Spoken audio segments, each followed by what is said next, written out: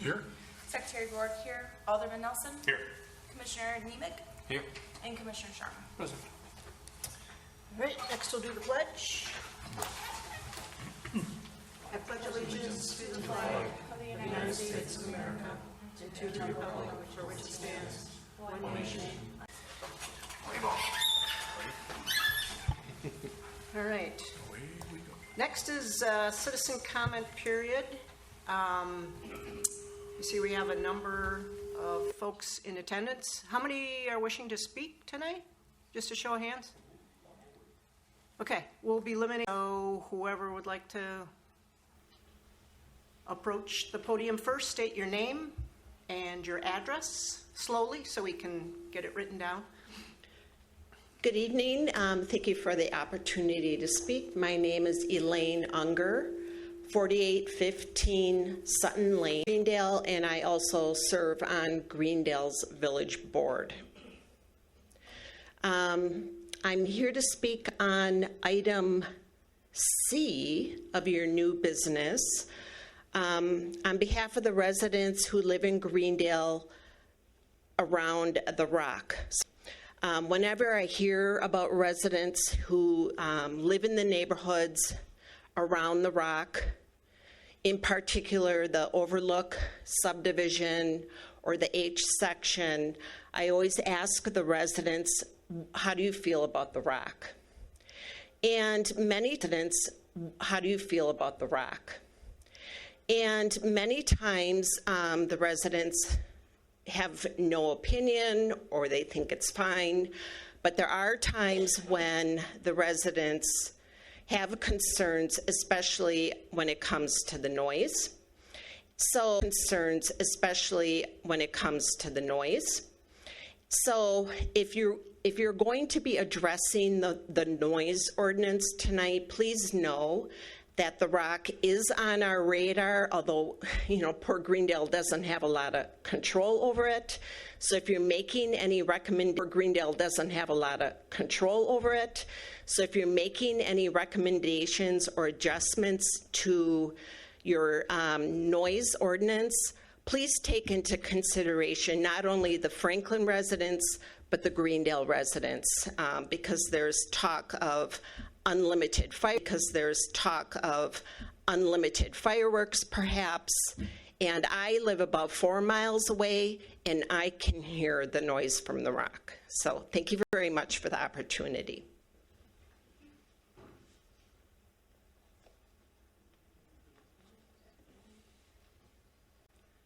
Hi, I'm Bernie Carrion, 6928 South 90th Street in Franklin, Wisconsin.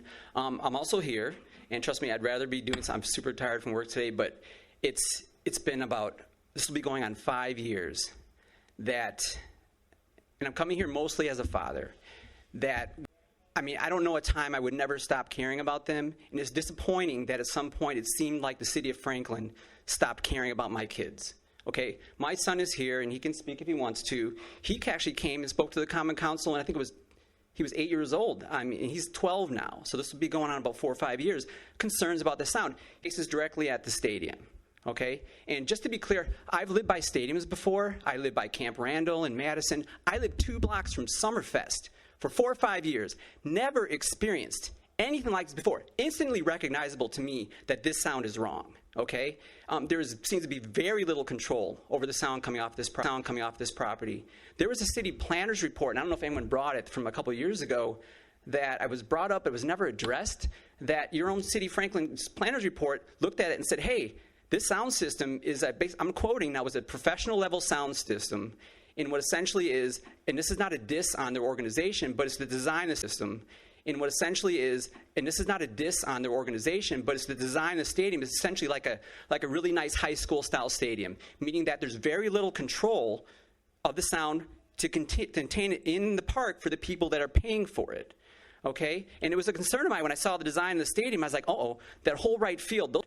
Okay? And it was a concern of mine when I saw the design of the stadium. I was like, that whole right field, those speakers are going to be facing our neighborhood. And they do. Little did I know that there would be an additional speaker, and I encourage any of you, if you're not aware of it, if you go up to the stadium and you look up to the left at the ticket booth, there is a speaker on a pole there that faces up to the left of the ticket booth.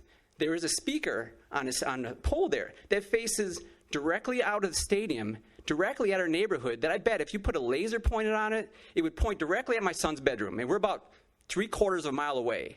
He can hear it clearly in his bedroom at night. The existing sound ordinance, I'd be honest with you, is not really worth much it's printed on. I don't mean that to be critical, overly critical. I understand Franklin never planned a stadium before, and some mistakes were obviously made, and we're asking them to be fixed. Because it sounds so clear in my son's bedroom, with the windows closed, he can hear it, it's kept him up all night. There's no protections on school nights. September 7th of this year, he was up on, I think it was May of 2020, when they started playing movies at the stadium through the sound system of the stadium. They didn't do it anymore, thank God. But they played a movie. I know I sent an email, and it was like hundreds and hundreds of profanities. I was in his bedroom, and I was put in the bed. It was a school night. Like, is that the F word? And it was. The movie they were playing through the sound system, I mean, it was hundreds of profanities. And I'm so glad that they put a stop to the playing of the movies through, obviously, as a drive-in, they play in the cars. But the question is, why would we hear it so clearly? Why could he hear it from his bedroom? It's because the sound system points directly out, the speaker points directly out of the stadium. I would challenge any of you to find another stadium in this country where there's a baseball stadium that was put into a residential neighborhood where the speakers face out. I can't think of it. So, thank you. Obviously, I feel very passionate about it, so thanks. Thanks for listening. Thanks for listening. Oh, Carrion, Carreon. Thanks. I appreciate it.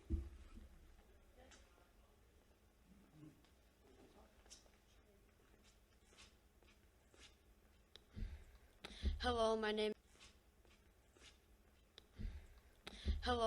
is Max. I live with Bernie Carrion here at 6928 South 90th Street.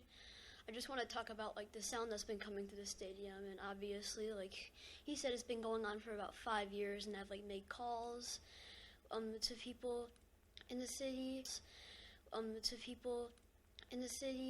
and I've spoke right here 4 years ago about this issue, and I'm just confused why it keeps going on.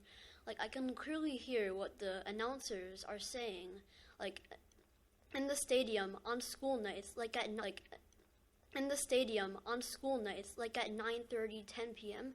Keep in mind, school starts at 7:50 in the morning. I have to get up really early, and I want to get a good amount of sleep because that's really important for your health. But this stadium sometimes is just preventing me from doing it because I just keep hearing hear the words that the announcer is saying, what they're advertising and stuff. I can even hear the mooing noises that they sometimes play over there. And I'm just really confused why nothing is being done because this is clearly a really big issue. So that's really all I have to say.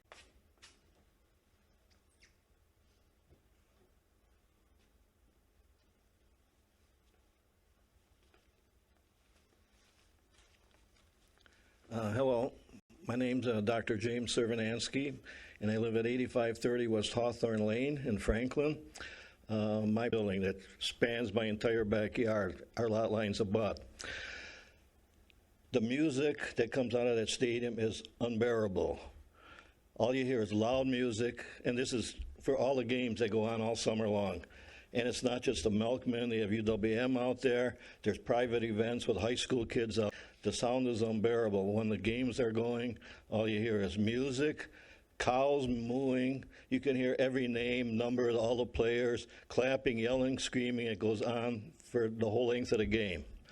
And this is several times weekly. There's no way I could ever have people in my backyard, a party or any. The music is terrible. So I went out there one day when it was so loud to see what was really going on.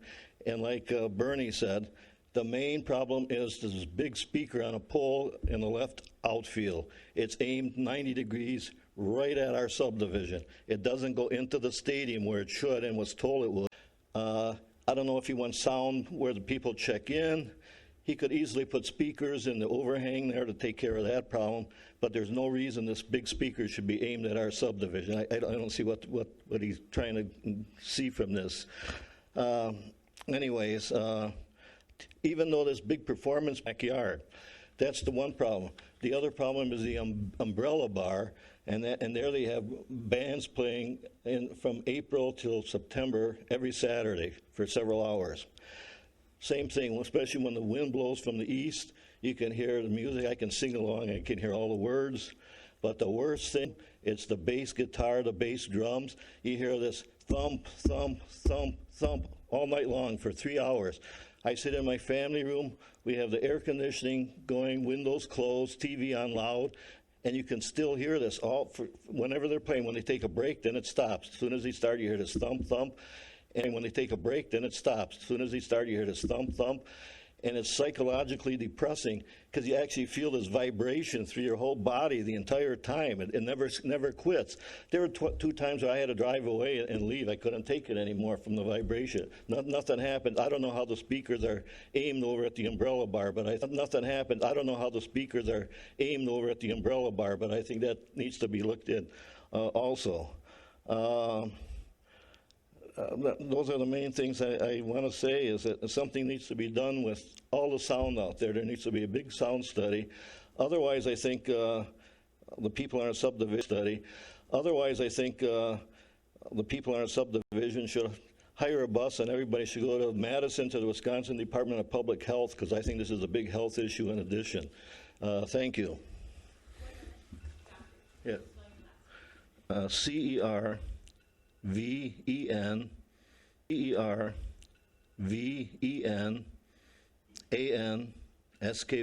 is in yellow. Thank you.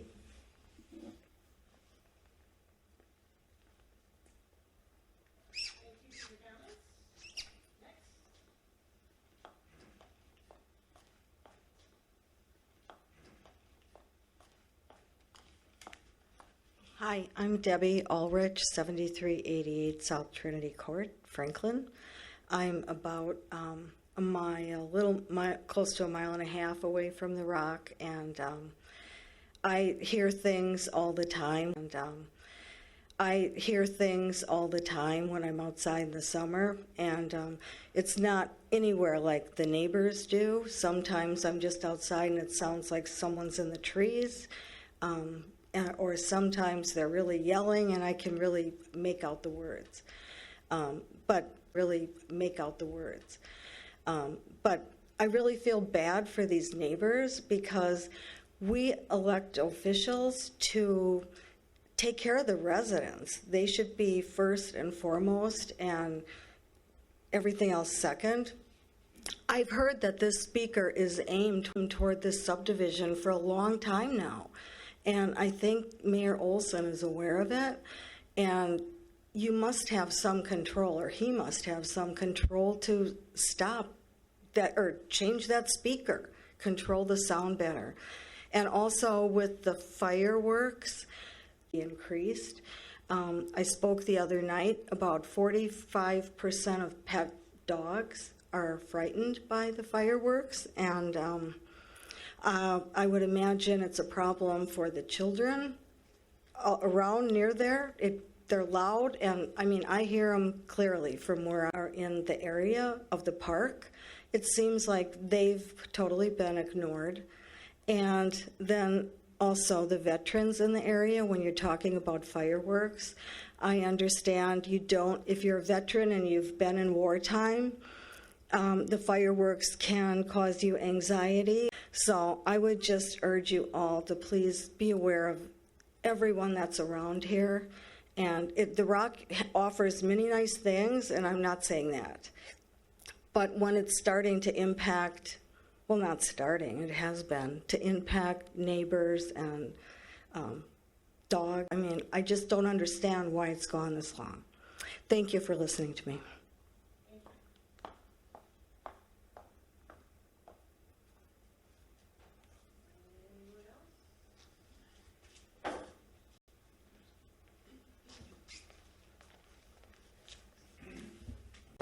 Parkview Road, Greendale, Wisconsin.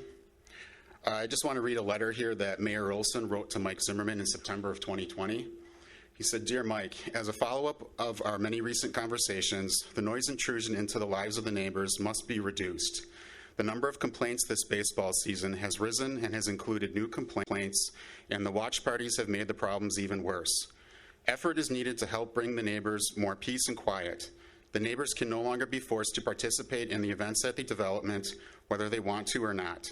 The city can no longer spend time on processing the complaints that may not rise to a violation of ordinance or agreement, but be a nuisance to the residents nonetheless. Solitude may not be achieved, but improvement must be made. We're all tired of the problem, so let's get it fixed, at least in terms of the stadium. We still need to deal with the umbrella bar, which was a big issue tonight. So even the mayor is fully aware that there's issues here.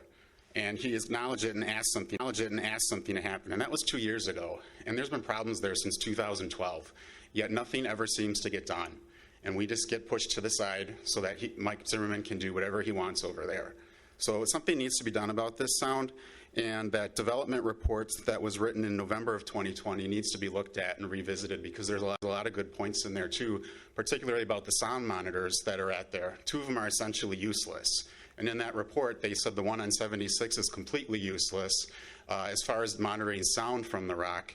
And there was a letter in April of 2019 from a police captain to Steve Marceau, Mayor Olson, and Joel Dietel at that time, saying that the monitor on the north side of the property is not in a good position because the elevation is so different there that it's not even going to be recording the sound. The sound will just travel right over the top of it and right into Greendale, which is what it does on a regular basis. So that's something that also needs to be investigated too as part of this. So thank you. Kleist, K-L-E-I-S-T.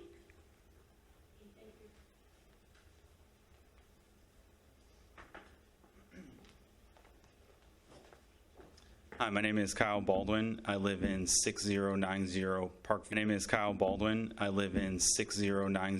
Parkview Drive in Greendale, Wisconsin. So I live in Overlook Farms. It's just over a mile from the Rock Sports Complex. I have 2 young kids, one 4-year-old and one 2-month-old, and I'm sure anyone who has kids can have 2 young kids, one 4-year-old and one 2-month-old, and I'm sure anyone who has kids can kind of attest to the fact that sleep is a very important part of their development at a young age. Also important for parents to be able to get some sleep at those times as well. The kids go to bed, somewhere between 7 and 8 every night, and to be able to get some sleep at those times as well. The kids go to bed, somewhere between 7 and 8 every night, and especially in the summer, we unfortunately can't have any of the windows in our house open because of the sound pollution that comes from the Rock complex. I'm really disappointed that, nothing's really being done that comes from the Rock complex. I'm really disappointed that, nothing's really being done or seeming to be done to at least try to prevent or solve this problem that seems fairly straightforward. A lot of people have brought up the idea of just like simply rotating or modifying some of the speakers and the PAs. It seems like that's something that can be done and tried to see if it helps the actual community, and if not, then maybe trying something different. I really hope that something can, be done to help this and help keep the residents in this area proud to be in this community. I love the Greendale area. I have no, actual problem with the Rock complex. I do think it brings some good things to the community. But I think everyone here is just simply asking for their voice to be heard and for something to at least attempt to be done here. Thank you. Yeah, Kyle. Thank you.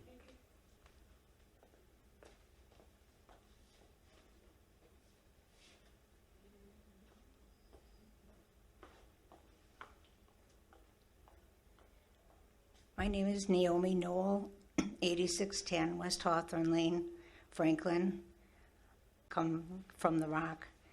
There are 2 that especially bother me at my house. One is the umbrella bar. I don't hear the music so much from the umbrella bar, though other neighbors do. It depends upon where you live and what you hear. But I do hear that bass sound that was mentioned before. 3 to 3 in a single corner of the house and cannot escape that sound. I've tried turning on the radio or some music or something on real loud, and that bass sound is just the most irritating thing, and it goes on quite late at night. The other thing is the baseball stadium and the announcer and the speakers there. Entertaining in the summertime. I have to look at the schedule first and see if there's a baseball game going on because the sound is so loud. You can hear every single thing. You hear the names of all the players. And before COVID, they used to have between innings even some of the games because I've heard the announcer does a play-by-play of the games between innings, so there's no respite there.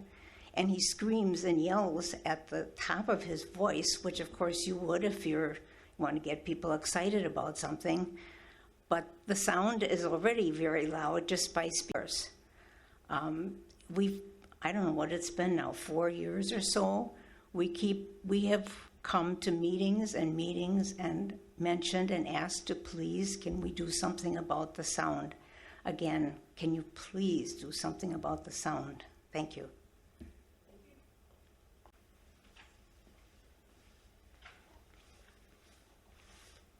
Hello, John McAdams, MC Adams, 8735 West Hawthorne Court. Hey, John. John is one of the, I don't know the rest of you guys, but John, actually thank you for your efforts for coming and listening to this is, and I think John could testify as well, that this sound system is way out of control. And I'm standing here, we've been fighting this thing for like the noise for the past over 2 years, and nothing's been done. It feels like we're wasting our time. I got to be dragged here out of 7 p.m. and I just got done shoveling after a long day's hard work. Now I got to zip over here quick before I have my dinner. So pardon me, I may be a little crabby. So long story short, I don't know why things can't be done. I mean, I would like some answers. Speaker turned right towards our neighborhood. That's total BS. Why BS? Why is that thing not turned in? That is Mike Zimmerman's giving us the finger, and all that taxpayer money that he has bestowed upon himself. And we have, like, the city is like, well, there's nothing we can do. Well, come on, there's got to be something you can do. He's violating noise ordinances. John, you were the city is like, well, there's nothing we can do. Well, come on, there's got to be something you can do. He's violating noise ordinances. John, you were there. You agreed. It's ridiculously loud. It's crazy loud. The announcer announces. He's louder than I am, believe it or not. And I'm just giving this is a minor demonstration of what we hear in our backyard. I hear it like I'm giving this is a minor demonstration of what we hear in our backyard.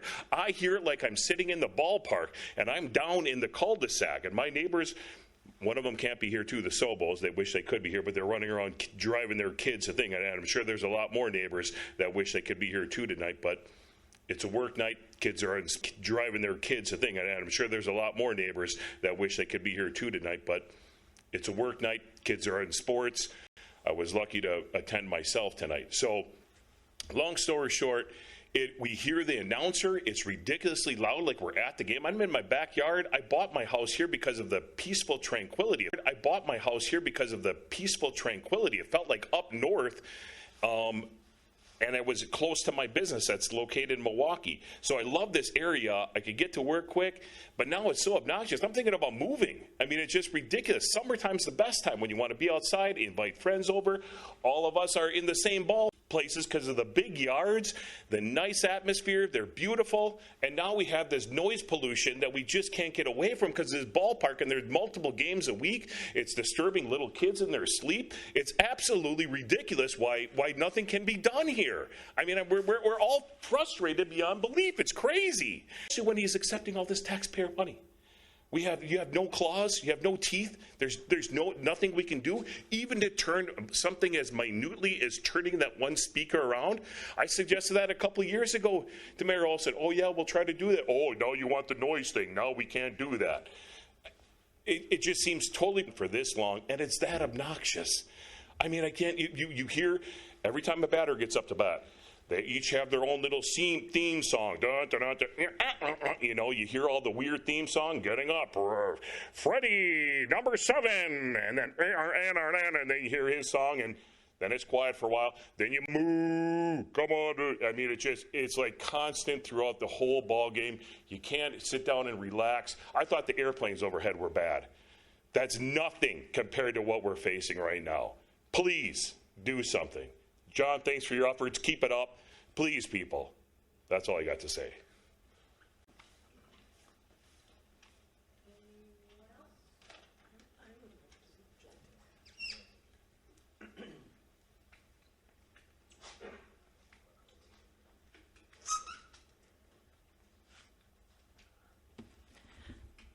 Excuse me.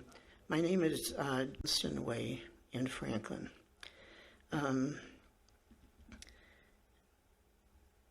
I would just like to comment on or reinforce some of the things some of the other people said. First of all, I'm deaf. I wear hearing aids. When I'm home, I don't put them in, and I have to have it blasting in order to be able to hear it. I live 1 mile away from the Rock, and I can hear almost everything that goes on at the Rock. And as I said, I'm deaf and I don't have my hearing aids in when I'm at home. And I also keep all my windows closed. And I also keep all my windows closed because of air conditioning and heating. So I can't imagine what hearing people can hear if I can hear most of what's going on there. Then I'd also like to comment. Where one person mentioned about the loud noises and the effect on children, and there have been studies done, and loud noises can have real detrimental effects on children, and it scares them, and it can be something that they carry into adulthood. And I know I had a niece that when she was a child was exposed to loud noises. She called them big booms, and it was something that any time there was a loud noise, she reacted to that. And it took a lot to get her to calm down. So there's no data on how many kids in this area could be affected by that.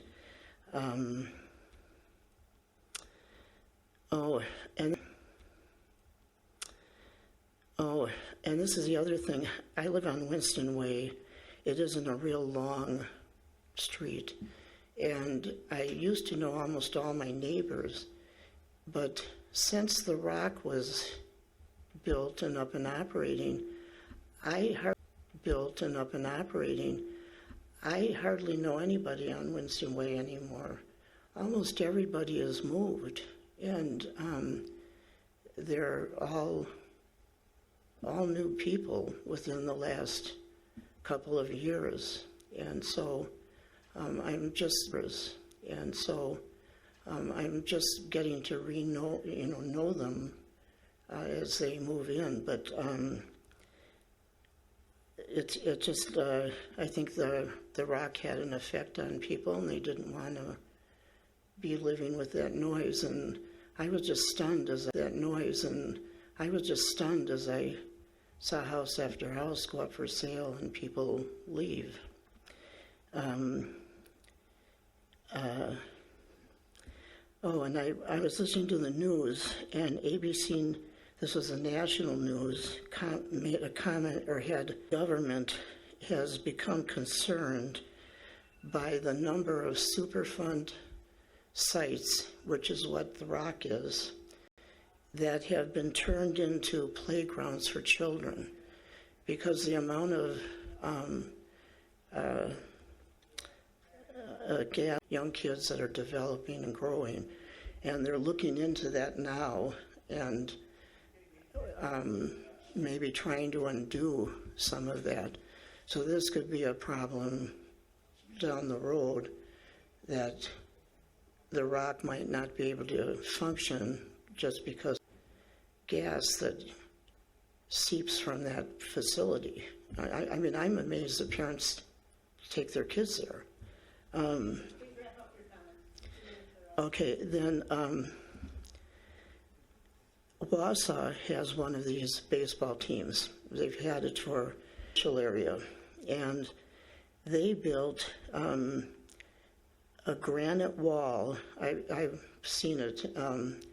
Very impressive, all the way around the ballpark. and it's very high. I mean, it's as you walk down the sidewalk, because that's a native or common stone up there. They can get a lot of it, but it's a red granite. And then on the inside of the stadium, the seats and whatnot and the concession stands are built up against that granite wall. But baseball field area and the sound, and also their lights don't go up. Oh, don't you? But as elected officials, don't you want this information?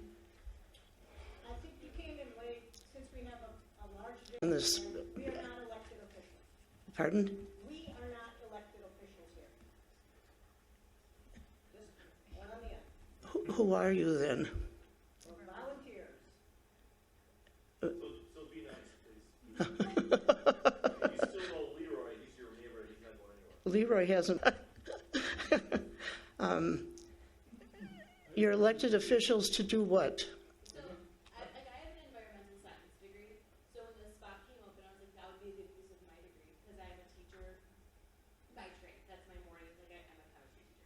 But my degree is in environmental science. So I felt my degree is in environmental science.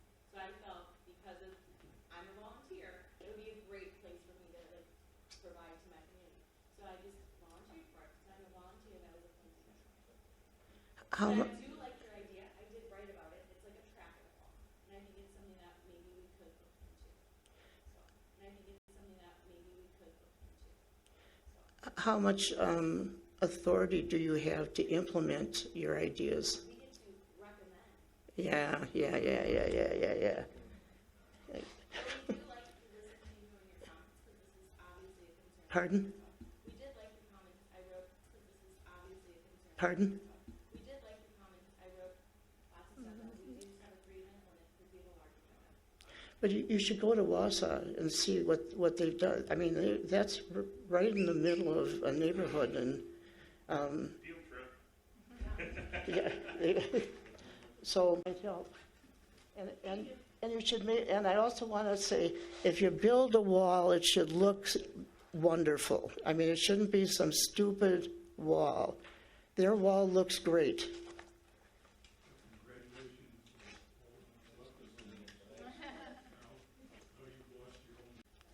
Chad Servanansky, 8530 West Hawthorne Lane. I grew up in the house there, second house on the right, off the end, on the east side of Hawthorne Lane. I'm kind of surprised that the DNR is not getting involved at all, considering that there's a big park, I mean, I grew up there, and there was always a lot of animals in the yard. And you would think with the amount of noise that comes from this development, that the DNR would want to get involved in this. I mean, the whole reason that you have a park is for animals, peace and quiet. Park. I mean, that's the whole point of a park. Why have Whitnell Park there then? You might as well just level it and put apartments there. I mean, if we're going to have constant noise every frickin' weekend like this, and it just doesn't go on the weekend, it's during the week too. I mean, on the weekend, it's during the week too. I mean, there's bands that play during the week. It's just not during the weekend. It's during the week. I know because I'm there. I'm in the yard every weekend in summer, helping out and doing yard work over there. 2:30 in the morning, there's still tons of noise out there. 3 in the morning, there's still tons of noise there. 2:30 in the morning, there's still tons of noise out there. 3 in the morning, there's still tons of noise. People don't leave. It's a big hangout. Nobody cares about the noise out there. I mean, 3 in the morning, you go out in the yard and all you hear is noise. I mean, it's a joke. I mean, this guy's allowed to do whatever he wants out there. And all you hear is noise. I mean, it's a joke. I mean, this guy's allowed to do whatever he wants out there. I mean, why isn't the police out there issuing citations? It's just unreal. Like everybody else was saying, you can't have people over in the yard. I mean, it'd be embarrassing, actually, if you had people over. And have people over in the yard. I mean, it'd be embarrassing, actually, if you had people over. But one of my main concerns, too, is I just can't believe that like I said, that people from the state aren't getting involved here with the amount of noise out there. I mean, people that are going to the park every day, it's just unbelievable. I mean, you go to Jackson Park, you go to any other park in Wisconsin, you don't have this kind of noise. I can guarantee you, if you go to any other park in the state, you will not have this amount of noise. All right, thank you.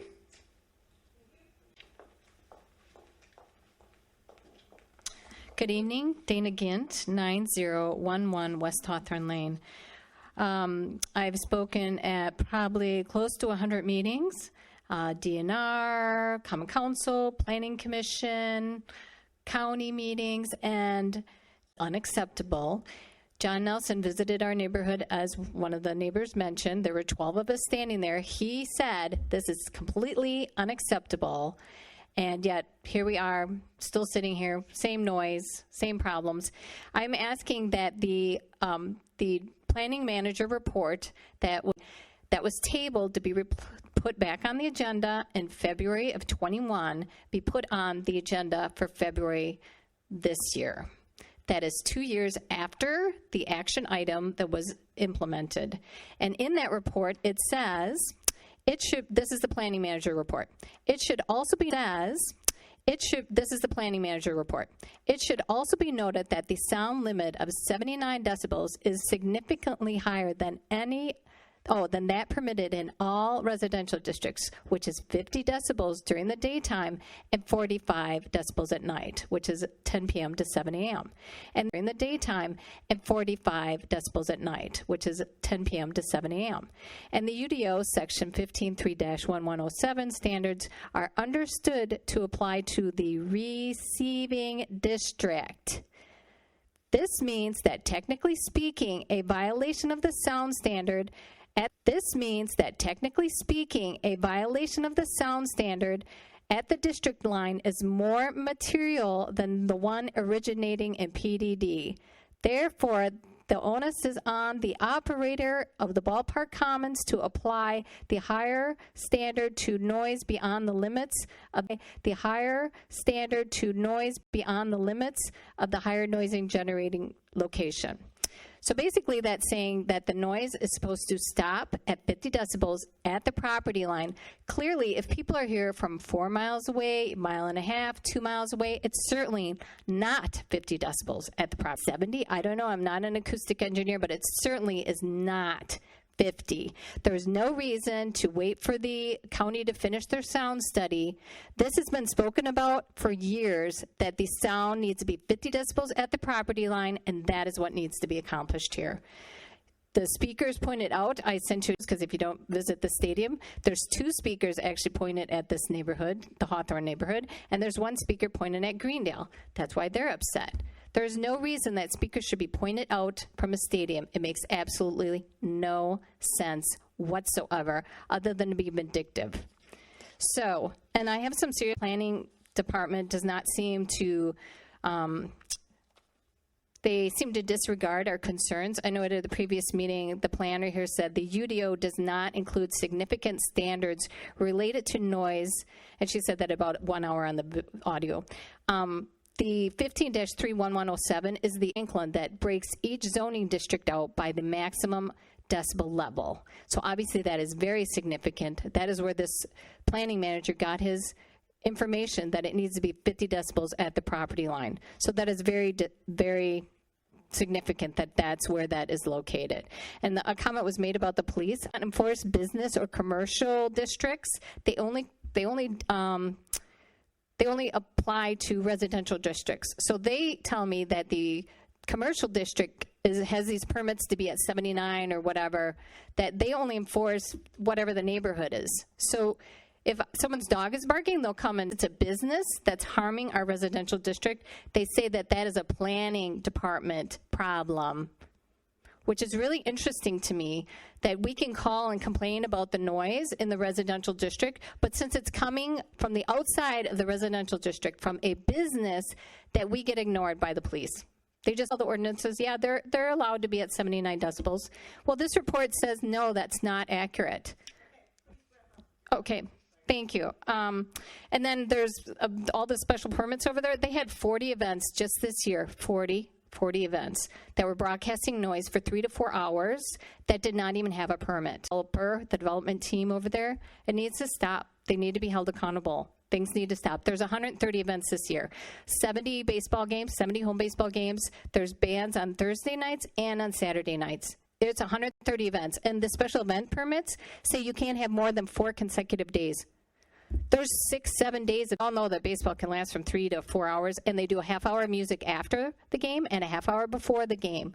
There's events that they use the PA system, broadcasting noise and playing music when there's an empty stadium. The other Alderman Halpler came to our neighborhood. There was nothing going on in the stadium. It was completely empty for hours. They know the city does nothing. It is about time that you do something. Put the Heath Eddy report from December of 2020 on the next agenda, and please change the speakers and turn it all down. You're harming people, and it needs to stop. 9 years. It's going on 9 years. Thank you.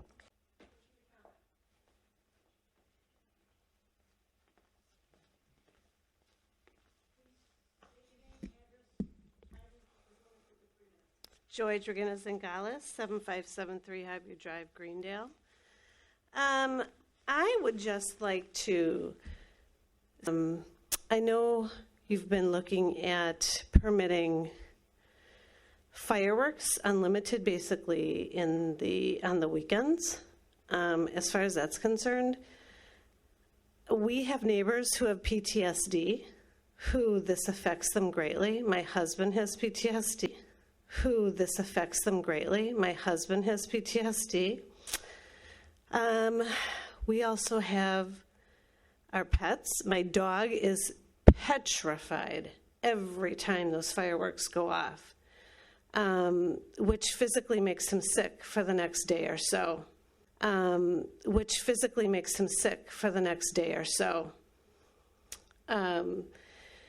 Also, I would like to see that maybe an evaluation of the Heath Eddy, which Dana just stated, report is brought back. Heath Eddy, which Dana just stated, report is brought back and reevaluated. As it stated, it was supposed to be done after 1 year. It was tabled for a year, and it hasn't been brought back yet. And the reason I think it's pertinent here is because noise is and it's stated and documented in over 30 years of studies through the state, through the EPA, through environmental agencies. So I'm just asking that you look at the whole picture and not just a piece of the picture when making these decisions. Thank you.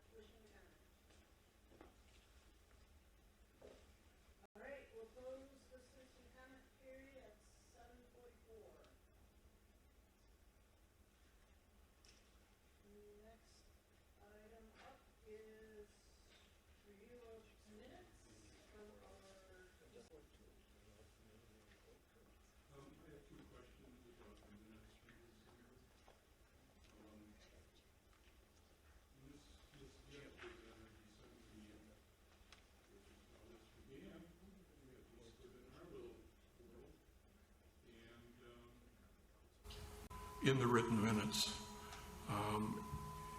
I don't know if that is, if the city is content with the audio recording, but if we need to assist in transcribing, I'd be happy to come in for part of a day or two and work on that with the secretary's cooperation if she needs help, or Ms. X.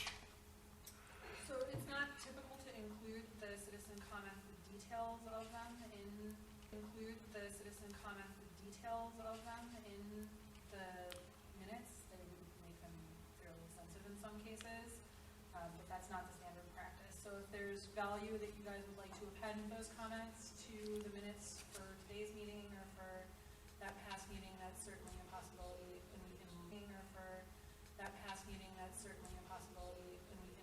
look at the reporting, but it's not the standard practice to note the details. It's just not part of the minutes. Yeah, I don't recall that we've ever had any details on the citizen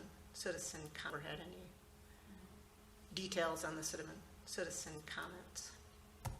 Well, I would encourage that we change that.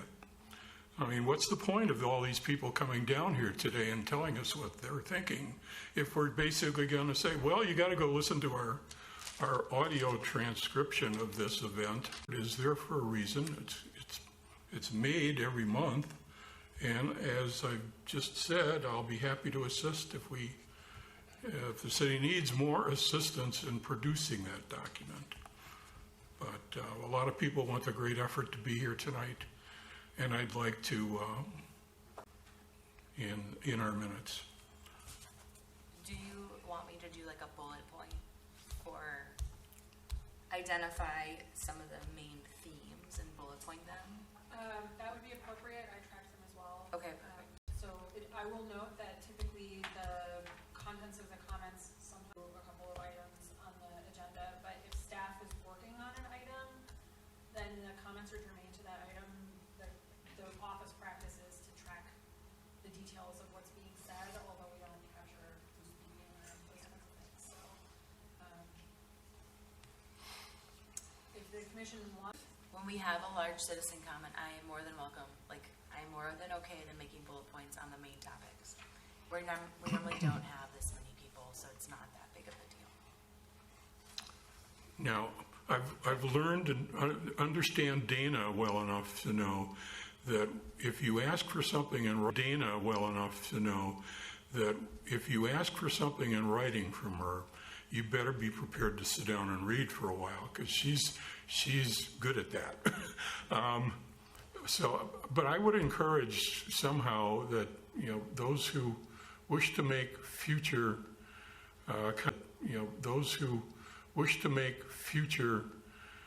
comments at this meeting, because there's going to be follow-up, I assure you, at least within this group. Try to put something in writing so that it makes her job easier and makes our record keeping a little more accurate.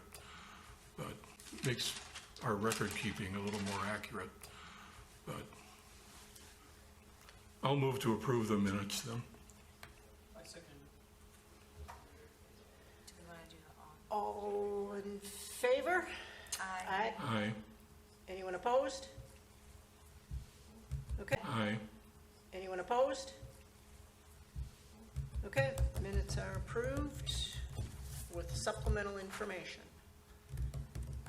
Next item, we'll go to unfinished business. Item A, do we have any articles for the Franklin newsletter?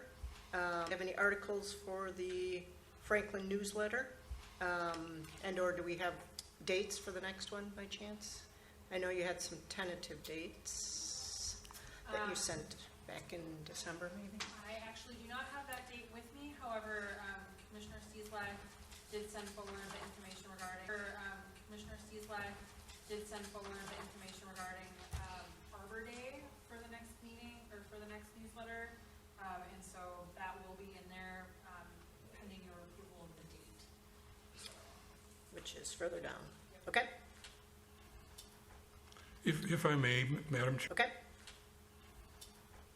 If I may, Madam Chairman, we seem to have a number of interested observers here. I don't think they care about, I would second our Nomo May or some of the other unfinished business, and I suggest C of new business concerning the City of Franklin noise ordinances. I would second this. I think we should let these people Yeah. hear what we have to say and talk, and then they can. You don't think we'll get any more volunteers from this crowd? Well, I'm gonna be speaking. Item C, overview of the City of Franklin noise ordinance.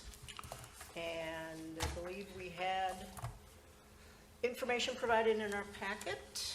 Can I actually bring that up right now? So I have the packet up on my screen. That's what I'm looking at, everybody. I know that it's not necessarily. That's what I'm looking at. And so I'm reading this, no person shall make, continue, cause, or to be permitted operation of any device on land owned, used, or rented by such person, including but not limited to the following. So right here, I'm looking at it, and I see radios, television sets, musical instruments, etc., whatever here. Musical instruments. So I believe we're sitting here and we're kind of already at a disturbance based on just this E-code that we already have in our UDO. So I'm kind of questioning why we haven't been utilizing this. Like, am I reading this wrong? Like, and then it goes into... Makes a distinction between it. So technically, the rock, I believe, is rented from the county. So isn't it? Part of it is. It's not all owned. And it doesn't say that it's a single person and or a company. It says no person shall make, continue, cause, or be made. So there's no differentiation between a business versus a person. Differentiation between a business versus a person. That's how I'm reading it. So that's just kind of like, I'm just kind of saw this, I'm looking at it. That's what I'm looking at. And then it does talk about loudspeaker, public address systems, which to me it sounds like a sound amplifier, but whatever. Using, operating, or permitting an operation of a loudspeaker, it sounds like a sound amplifier, but whatever. Using, operating, or permitting an operation of a loudspeaker, public address system, or similar device such that the sound therefrom creates a noise disturbance. So we already have it. We also have something about vibration as well in this ordinance. Right above it in section 183.39 when it talks about it, in section 183.39 when it talks about different, we talk like it has vibration added in here, and I don't know, I've been to a concert too, I understand bass vibrates. So we've identified these things.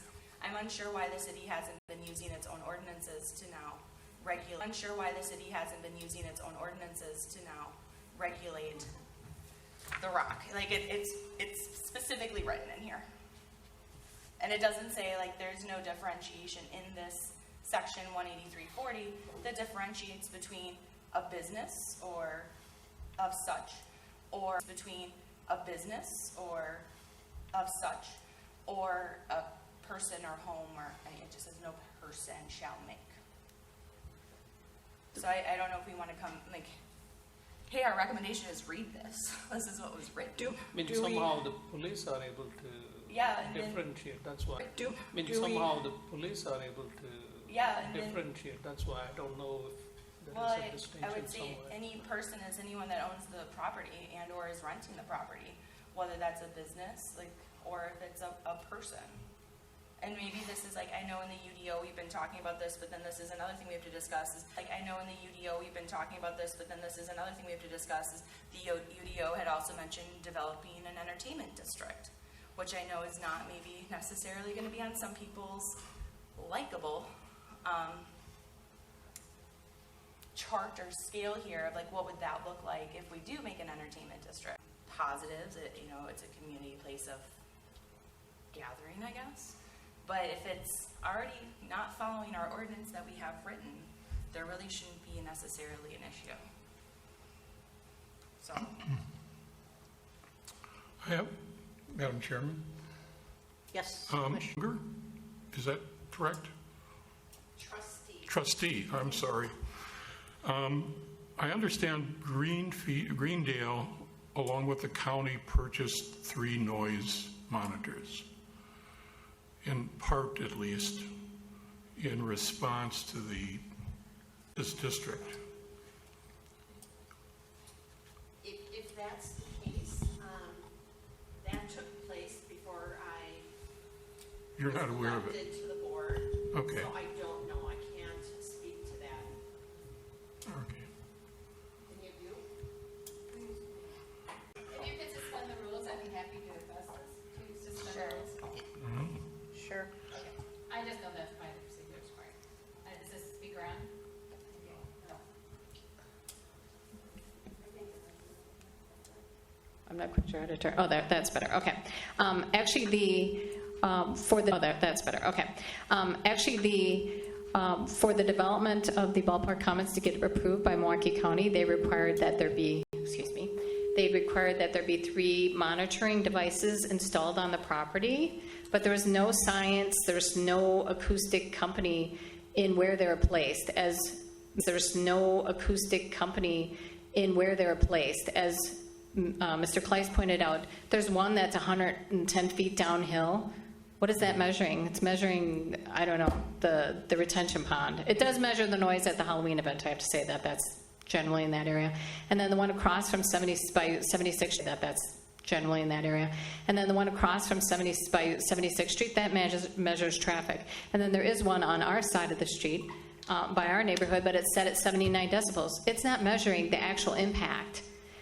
That's supposed to be 50 decibels at the property line. It's set so extraordinarily above that. That's why the planning department keeps saying property line. It's set so extraordinarily above that. That's why the planning department keeps saying there's no violations, there's no violations. It's impossible to have a violation when it's set at 79 decibels.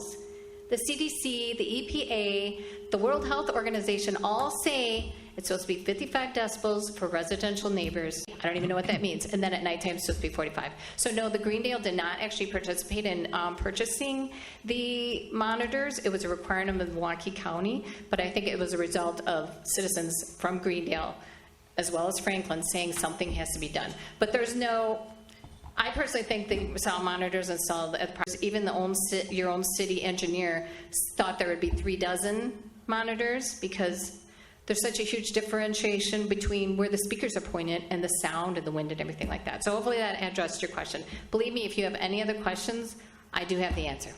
The other, and then I want to come back. It's so incredibly interesting. Excuse me, and I do want to mention there are a lot of ordinances. There's probably 6 ordinances related to well-being, nuisance, noise. So I don't know what ordinances you were given, but I would probably guess that that's totally incomplete, and I'd be happy to give you as many as you want. Well, I think this is going to be enough, Dana, because I think in here we have even a person could be also considered a commercial or industrial activity because it talks about the measurements of the owner-operator. It also says in here that the owner-operator should be paying for them to be measuring their level of the vibration of any source of accordance, because we're talking about enforcement here. So we have this enforcement part that says that our city of police, we have this enforcement part that says that our city of police department can go there.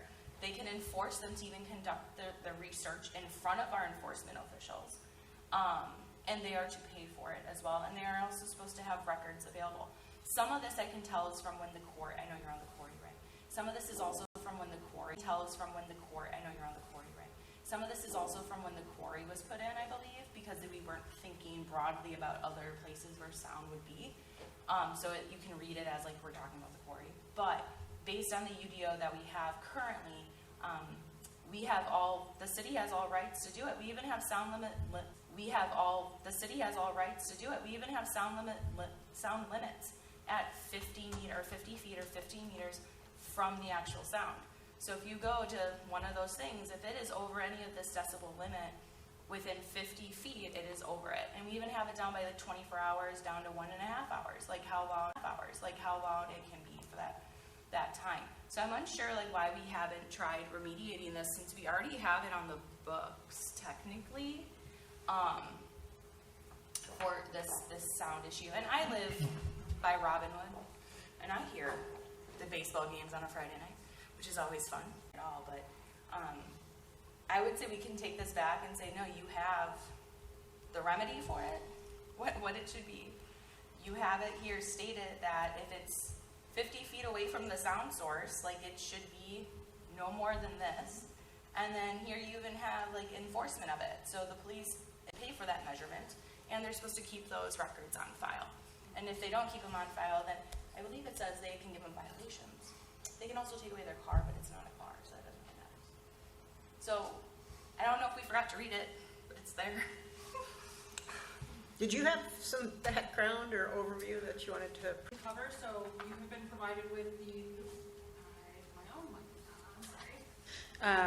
you have been provided with a copy of the municipal code, which has sections 180, and then there's also the Unified Development Ordinance does have a section that pertains to sound and noise. So related to nuisances, I'm happy to provide it, but that was the request based on the last meeting. So in the UDO, it does canvass noise sensitivity exemptions, etc. So at this point, this is just informational. If there are questions about how this gets enforced, residential violations of the ordinance, and then the police department has the municipal code enforcement role.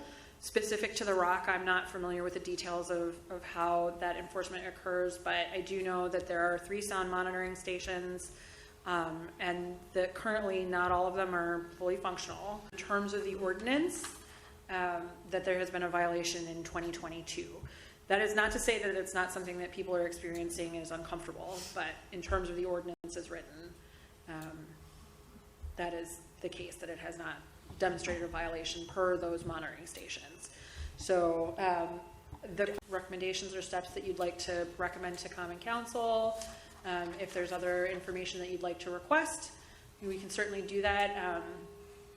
And the information in the packet is there for you to review. So, also, I did pass out a letter that was provided by Commissioner Cieslak earlier this week. Sorry, I don't remember when I got it, but it was emailed to me, and so you have a paper copy at your seats now. So. So would we be able to request information like those monitoring systems, how often they're calibrated, and who is maintaining the calibrated, and who is maintaining the calibration, things like that? Okay. Yep. Madam Chair, I have a few things to say. Sure. Commissioner. So, I just want to thank everyone for coming tonight, and I've been taking really good notes. I just want to thank everyone for coming tonight, and I've been taking really good notes, and why is it so loud? We're going to have to enforce the noise. Talking about noise, we got noise going on.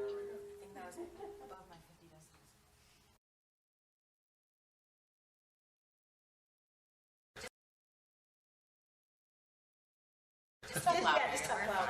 Just talk really loud. Jeez. So, there we go. I've been in Franklin for 12 years now, and I can relate to everyone's story here that you guys talked about.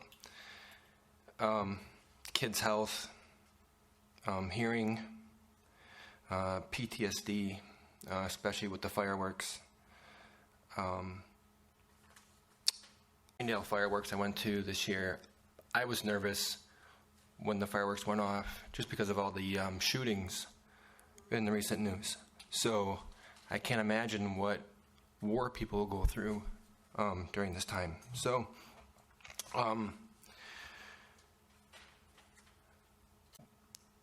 the two biggest issues that I see are the speakers and then also the fireworks.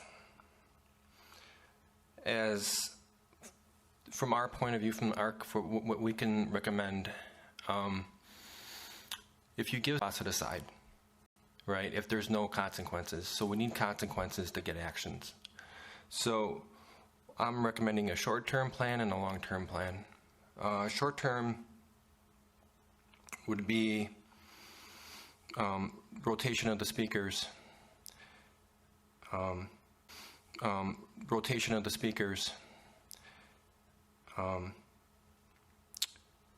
and if this is not done, a $10,000 fine per month for 6 months, and then sorry, I got a little cold. Doubling, and then sorry, I got a little cold. Doubling every 6 months until an action is put in place. With a long-term plan of a wall of some sort to reduce the sound to the neighbors. The neighbors were here first to reduce the sound to the neighbors. The neighbors were here first, the Rock came in second. That was a garbage hill turned into a ski hill, and now it's turned into a party hill. The residents don't deserve that. Don't deserve that. Also from an environmental standpoint, we can push it from the point of affecting the wildlife. I think that's big, that's huge. You know, was that we don't, I love driving through Whitnall Park, seeing the deer, seeing the turkeys, and we won't have that very soon because there's going to be no end. I mean, Zimmerman is buying more and more land, and if I don't have any proof of this, but I was under this assumption that, not assumption, but someone told me it was a land contract to buy, at least to buy. He actually bought the land. So, and now he's building a hotel. So there's no end to this. So I would recommend to the city council that there has to be a fine every month, and it has to be a hefty fine. You can't be a $100 fine or a $1,000 fine. This has to be big. And it has to hit them until they actually want to do something about it.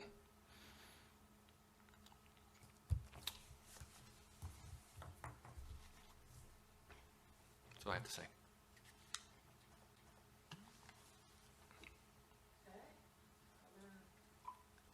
I came up with my own list.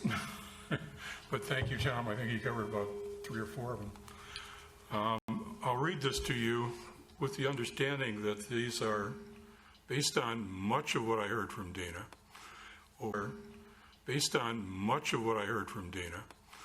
over the last month. By the way, last week I attended another committee meeting here at the city. 3 alderwomen were present at this permit and licensing committee. None of them claimed licensing committee. None of them claimed any knowledge of any of this as an issue. None of them. Now, I've sat on this commission for almost 3 years, and I have to admit, I have not heard anything about it until that lady walked in the door. Until that lady walked in the door last month and made it rather clear that things haven't been done very well. One of the suggestions that I have heard discussed, and whether the city council agrees with it or not is not for me to say, but there should be some kind of ongoing monitoring group similar to what monitors the quarry. The ongoing traffic complaints of all nature should have a focal point for direction and addressing, and that clearly has not penetrated anybody's skull here over the last few years. We expand the monitoring around the project, and that either the city health department or this commission be responsible for keeping track of the noise levels. Wildlife people at Ware Nature Center and noise and sound monitors, they can pick out the sound of a specific kind of bird in monitors that are available these days, and they'll run for 3 months at a time without anybody touching them. So, I mean, it's possible to do all to take the time to create the system. I did not hear it mentioned tonight, but I've seen the disappearance of the berm from the northwest edge of the parking lot behind where the Y and the giant was supposed to be installed as part of this process, and it is gone completely. Talked enough about the speakers, but that sounds like the easy thing to fix. I mean, I think if a lot of easy things had been done, we wouldn't all be here tonight. Clear statement that the acceptable noise level just outside the boundary of the Rock property is the residential limit. No ifs, ands, or buts. If you can't turn down your speakers or turn off and get smaller speakers and smaller amplifiers and make it stick at 50. And in terms of fireworks, I mean, I've heard some people talk about this as a well, it's not going to happen. Oh, we were just not going to happen. Oh, we were just thinking about it. I have a real problem with the idea of shooting fireworks off right next to a natural area below, this ski hill. We've gone through years. This ski hill. We've gone through years of drought. All it takes is one firework in a dry section of woods, and you will have a fire that, it won't be California size, but Milwaukee County and the city, California size, but Milwaukee County and the city of Greendale and Franklin would be at a loss if, those kind of fireworks accidentally went off in the wrong place. And the last point I have written down here is, enforce each noise violation with a significant fine and/or loss of license. As we've said, we can make recommendations all we want, and women to either say yes or no. My intent or hope is that each of these points will be individually submitted so that they can't say, well, I would have supported it, but, either vote for 8 of them and don't vote for any of them because I didn't like one. I don't want them getting off the hook that easy. So we'll submit a separate recommendation to the City Common Council for each of these steps. That's my hope. Can I add something? Sure. Just because it annoys me is 2 of those when this had started Yeah. a couple years ago, and Dana sat and talked to them. So it's very disheartening to say that they had no idea what was going on when they were already elected officials and sitting on this common council. I have been talking to the Franklin board since 2012. So that's just very disheartening. I would like to suggest that if the commission would like, that perhaps a subgroup would meet prior to our next full meeting and invite 1 or 2 participants to join us to discuss perhaps something else that wasn't on this list. I'll be happy to give you this one. I got more. I think there's so much that we would like to cover. There's so much that we would like to cover, but I don't want to delay it so that, the city's going to say, well, we had to give them their permission for this year because the deadline was blah, blah, blah, blah, blah. So, my hope is, Does Mayor Olson support this group? that's a question I'd rather not answer. I would recommend you guys as well that. I was surprised at his letter.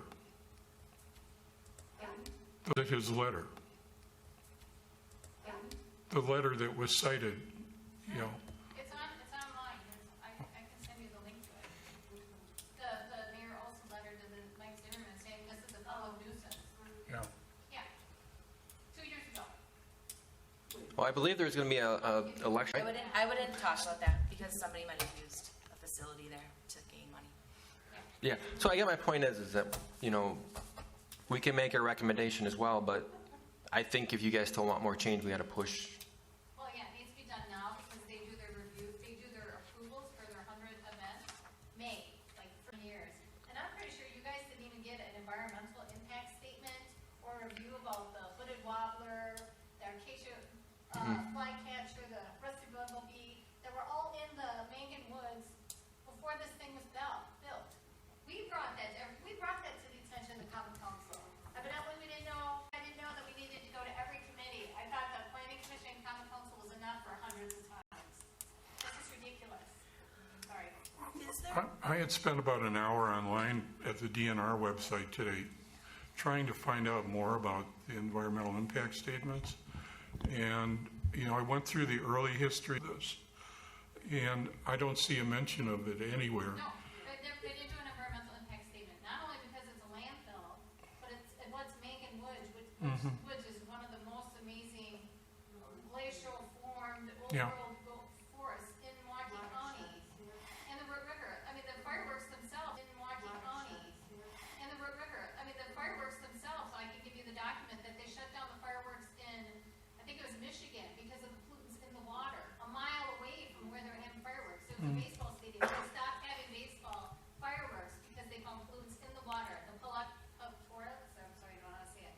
From the water, the I'm sorry, I don't know how to say it. From the fireworks were in the water a mile away. Can I request some information? So the Dock Hounds just put out, and theirs is, I know, by a freeway, so they might not have any sort of sound regulations, because they did put theirs by a freeway, but is there any way, because they did put theirs by a freeway, but is there any way of finding out if there's any other American League stadiums within residential areas to see what their sound ordinances are? Because then, to me, this is all going to be about finding the information in order to back, like I'm a scientist, you can tell, to back up the data, like data to back it up. So the Oconomowoc Stadium, Yeah. they moved that 3 times to get it away from residential districts. They did a sound study. This development required a comprehensive sound study in 2016. They didn't do one.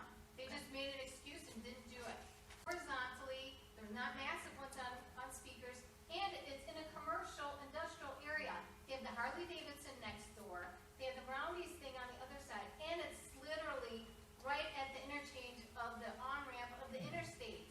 They So- have zero, I've talked to the planning manager, I've talked to the police chief, they have had 0 complaints about the concerts, about the games. Well, I think it's just, it would be nice though to have a reference point. Like, I understand that this is this is an easy development. It's off of a freeway, there's nothing there. But if we have something to match or to say like, hang on a second, This was planned right, this was not. Well, like Just years look at- ago, actually, documents that take stadiums from all over the country to try to find if they were built this close to residential areas. Not one was ever built in an existing residential area. There was one, I don't remember what state it is, that residential came around it after, kind of like a downtown in your district would be. But prior to and coming while there's been existing, there's never been one built that way. And why do you think that is? It's incompatible. Right. It's totally incompatible. Right. It's totally incompatible. So those, that might be actually in a file somewhere. It should have been. I thought we asked for it to be submitted on the record, but I don't know if it's there. But records disappear. I guess I do. Records disappear. I guess I do. All of a sudden, it's like, oh, where did that go? Or things are. Well, I just found. All right, so All right, moving so on. are we going to form a subcommittee and they can work on more detailed recommendation rather than trying to craft up something? Detailed recommendation rather than trying to craft up something on the fly here tonight? Yeah, I just am curious if anyone would like to join me on this. I'm in. I mean, we'll probably have 1 or 2 get-togethers someplace other than the Rock. Oh, we can't I do didn't- that. What? I didn't look at the agendas, but when is the next time they're going to talk about this? Do we know? I wish the Umbrella Bar was open because I've been hearing so much about it, but I looked, it's closed. I don't didn't know look. if it's on their agenda at all. The ordinance discussion is on the February 7th, so why not have it addressed? This Heath Eddy report should be brought up as part of the ordinances review. Yeah. They're refusing to do it, the planning department's refusing to do it.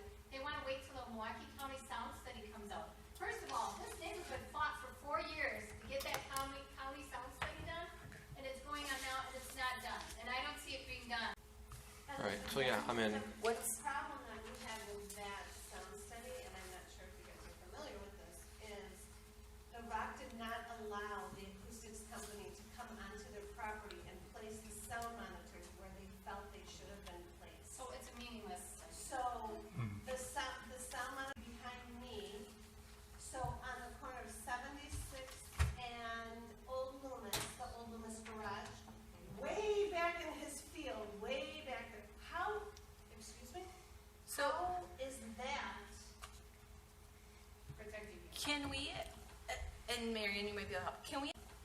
and Marion, you might be able to help. Can we at least make a recommendation that this ordinance here, where it literally says, like, one, they should be able to go on their property to measure their sound, have this be looked at by this ordinance or February 7th meeting? Because I think that unless there's some sort of permit that we weren't provided here, it says permit required as well. But then it also, for 8341 for noise regulation, there should be a permit, there's like remedies. Like, I feel like this needs to be looked at, unless they have a permit that says they can have over so much, but that should be at that 50 feet. That should not be at past the 50 feet. Because like per here, it says it should not be past such a manner as to create a noise disturbance at 50 feet from such a device. So if at 50 feet, they should have at 50 feet from such a device. So if at 50 feet, they should have the 94 decibels. But that should be at 50 feet from that sound device. Not, I'm sitting at the end, or I'm sitting on Old Loomis Road, and oh, no, it's 49 decibels. Like, no, it's supposed to be 50 feet from that speaker. I don't know what their permit is, because I'm sure there's a permit as well that gives them some special stuff. But they should be measuring the sound per our UDO from 50 feet. And it also says that we are allowed to go on their property, and that technically the property owner is supposed to be paying for it. And it's all in this 180-41, and then it goes all the way down to like the remedies. There's even vibrations, by the way, up in here, so we can read that if we wanted to. And then enforcement's 8345. So I don't know if we want to look more into this to say, like, hang on a second, measurements by the owner-operator, require the owner-operator or any commercial or industry activity to measure the sound level or the vibration the department may reasonably prescribe, and to furnish reports of the results of such measurements to the department. So meaning the owner of the property is measuring it 50 feet, and it can be at any given time. So the department could say, nope, we want it on the 5th inning when blah, blah, blah goes up to bat. The report to the department. That's what it says in part 3 of 18345B-3. So I feel like right now, if we're going to be talking about ordinances, right here's an ordinance.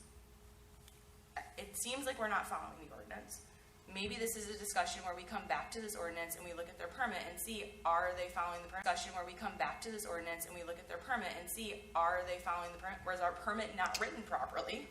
I don't know, because I don't know what the permit says, but our ordinance is pretty much saying, like, hang on a second, at 50 feet, this is what your decibel level is from the device. Not 50 feet from your property line, not 50 feet from the sky. It's from your property line, not 50 feet from the sky. It's from the device. So I think that might be something we bring back and kind of highlight. Like, hey, if we're going to be looking at the UDO, here's a UDO on the sound issue. This is what our UDO currently says. We should probably look into this and see, are we following the UDO? 50 feet radius, so that. Probably look into this and see, are we following the UDO? 50 feet radius, so that. Yeah. It's more specific. Yeah, it just says 50 feet from the device. So it would be in front of, behind, whatever. I wonder if there are other businesses that also have similar concerns, meaning if we pick on one, there may be a rebuttal saying, why are you picking on me? Why? Well, that might be another question too. I was just thinking about St. Martin's Fair has, they have bands during St. Martin's Fair. I'm sure there's a permit for it. But thinking about this similar to what the Rock's doing. So if we're doing that though, like there's a special permit for it, what does that permit say and how is that being utilized? And there's some like sound limits here that look very old in comparison to what they've changed them to, but we would probably have to follow this until the new ones are made. But at least we have a document here that's the device, not 50 feet from your property line, not 50 feet from wherever you tell us to do it, it's 50 feet from the device. So do we have I don't know if I heard you were thinking of a recommendation, an immediate recommendation? Or do we just want to find out? Yeah, explain to us, or why? Can we how is this being? Well, I'm thinking because February 7th is what, 2 weeks from now. So we're not going to have a recommendation from our commission on this. Okay, I thought you said something. So unless we recommend hey, we should be looking at this ordinance to see it seems to us following this ordinance, is there a reason why? Or if was this an ordinance that was passed by, like I don't know. If I recall, the noise ordinances are monitored and enforced by the health department, monitored at least, or health department, monitored at least, or supposed to be. Perhaps we could ask for their understanding of what, How the Rock is complying?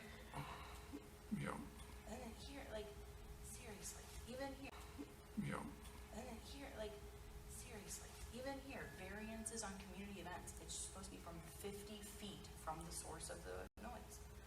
And it even states in here State Markets Fair. Can I just say something? Sure. I worked with the, sure. I worked with the, on the quarry, with the people that live around the quarry. And,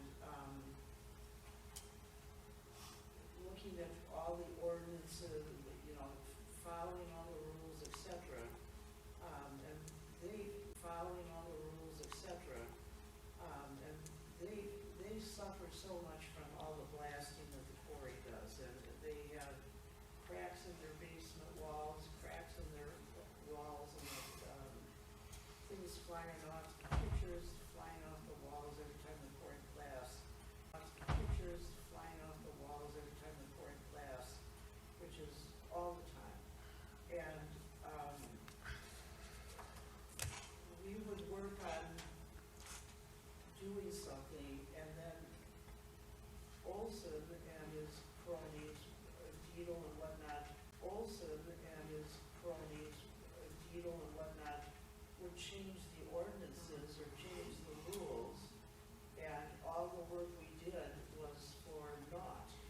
And back, I don't know the year, but Marge Shore, who was an alderwoman at one year, but Marge Shore, who was an alderwoman at one time, she and her husband sued the quarry to get it to shut down, and they won the lawsuit. And they spent, in today's dollars, approximately $125,000 money to sue the quarry. And the judge gave the quarry, like 5 years or something to shut down their operation. In that time period, the quarry's city government, the mayor, etc., the quarry's attorneys helped the mayor and Franklin officials write new ordinances that would get around her husband got against the quarry. And in essence, when the 5 years was up and the quarry was supposed to be shut down, there were new rules and laws in Franklin which superseded what the judge had ruled on, and now the quarry was, Marge and her husband didn't have that kind of money to sue again, and so the quarry still operates, and the people, and the quarry pays very little in taxes compared to, I think, 2 homeowners in that area pay more in taxes than the quarry does. It has all this damage. So what is going to happen here is that there's going to be a lot of effort, I mean, legitimate effort done, but Olson's going to figure out a way, and probably with Zimmerman's attorneys, figure out a way to write ordinances that, and whatnot. And he has a way of They've already done that. It's ordinance 15-30442. It's a PDD, so they write their own rules for the whole thing. They ignore all the ordinances, they just cross them out. Yeah, Olson and his crew will undermine it somehow, and it's, what they do is legal. And so it allows these crooked businesses to continue to operate in Franklin. If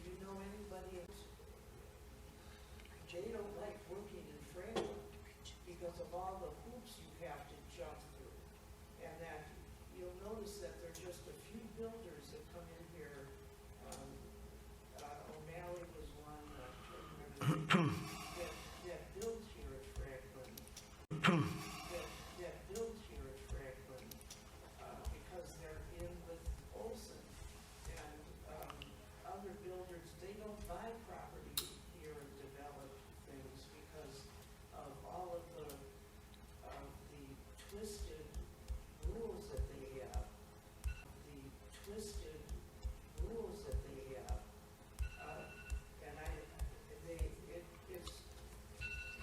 And you talk, and if you think about it, we don't have any, with all the land we have in etc., we don't have any we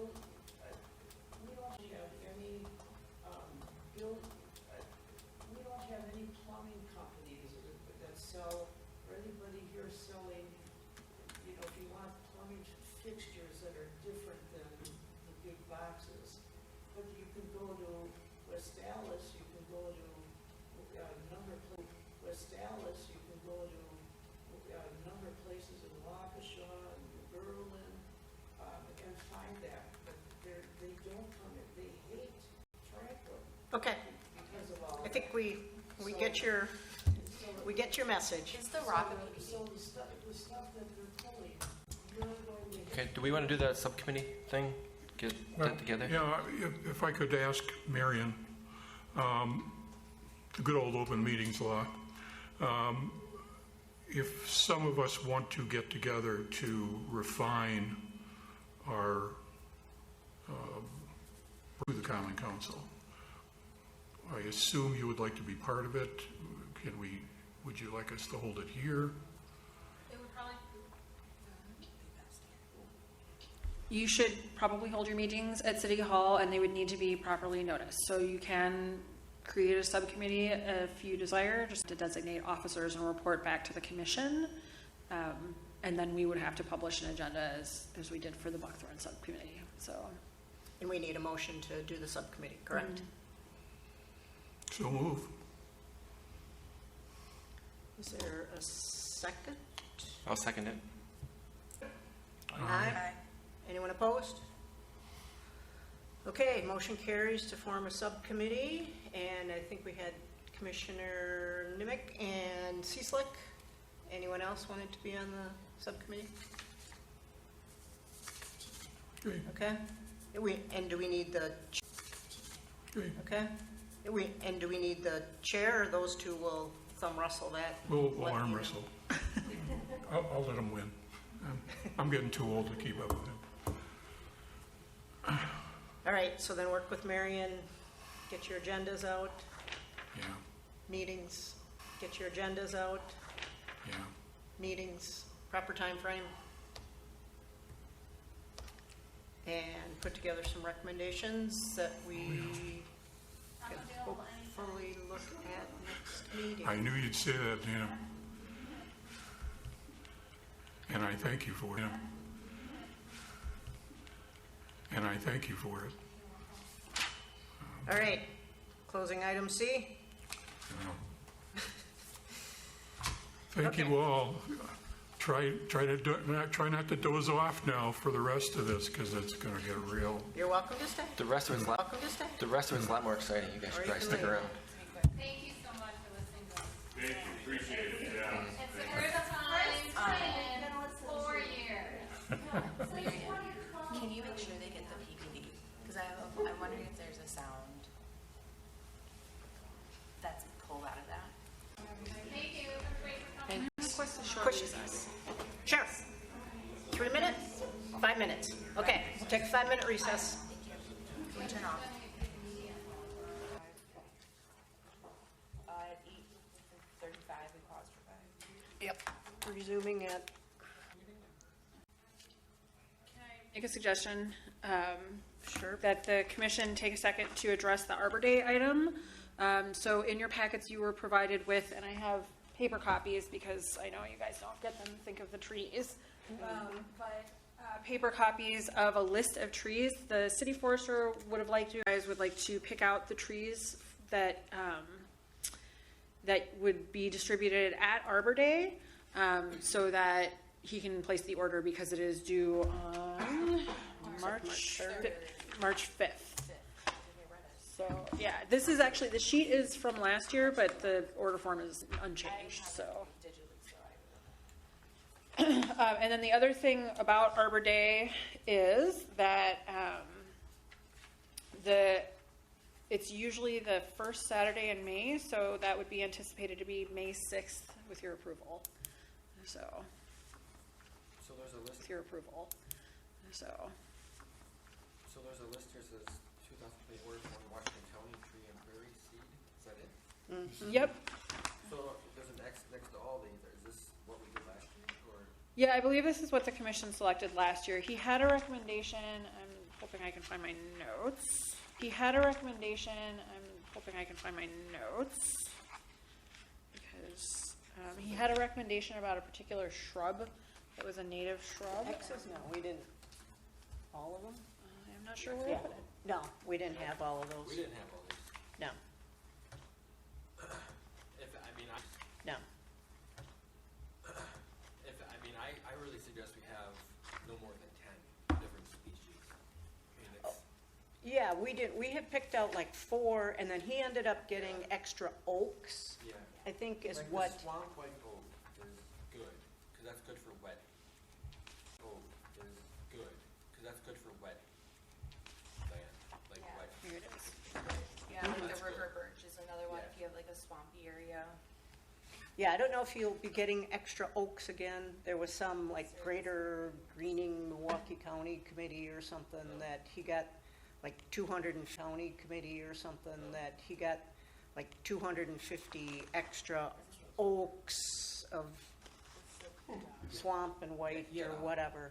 Ton, yeah. Yeah, but I think we had given him like 4, and so I don't know if we wanted 1 tree or 2 trees, and then I know 1 tree or 2 trees, and then I know shrubs seem to be the big, people like the smaller type one of plantings. So if we'd want, although there's only 4 shrubs to choose from. Yeah, if I may, he recommended the American hazelnut. For a shrub? Recommended the American hazelnut. For a shrub? As a desirable shrub, if you guys wanted to have more of them on the list, so. That, I mean, I know the cranberry, high bush cranberry is good too. Yeah, I think we had that last year. I know it went pretty quickly. Yeah, but we could do it again. So let's do 1920. Or next for our native bees. I'm wondering if we want to almost do the serviceberry as well, because that should have a flower, I believe, that the bees, but we might want to do a quick search on that. Yeah, I would suggest Thank you. checking. If that would be something that's good for. Yeah, it says delicate white flower. That's not milkweed. It's usually for monarchs. That's butterflies. Jim should know this. What's that? I'm sorry. He's What plant birds. attracts bees the most?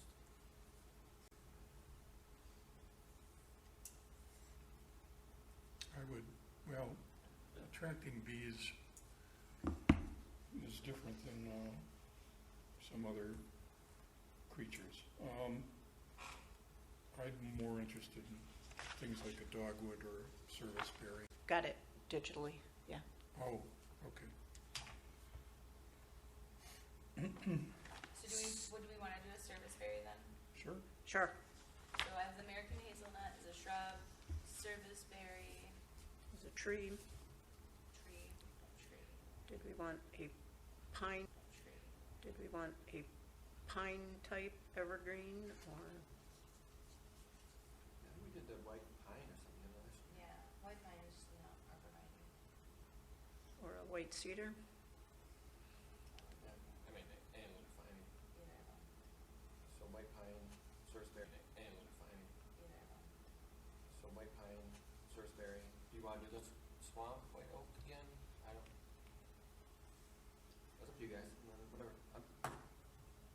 People come, it's free. You know, it's people love it. So whatever we get, they'll take. And a lot of and they're always making sure that they want the wet. So whatever we get, they'll take. And a lot Right. and they're always making sure that they want the wet soil stuff, because we have a lot of wet soil. Yeah. Sorry. We're not gonna give away willow trees, but. So I don't think we want a white pine, because that's best in moisture drawing. White cedar is moist to wet, which would probably be a good one. White cedar is moist to wet, which would probably be a good one. A tamarack. You've got cedars on there already? Oh, we didn't put white cedar. Should I throw it on? White cedar, Okay. yeah. It's not having today.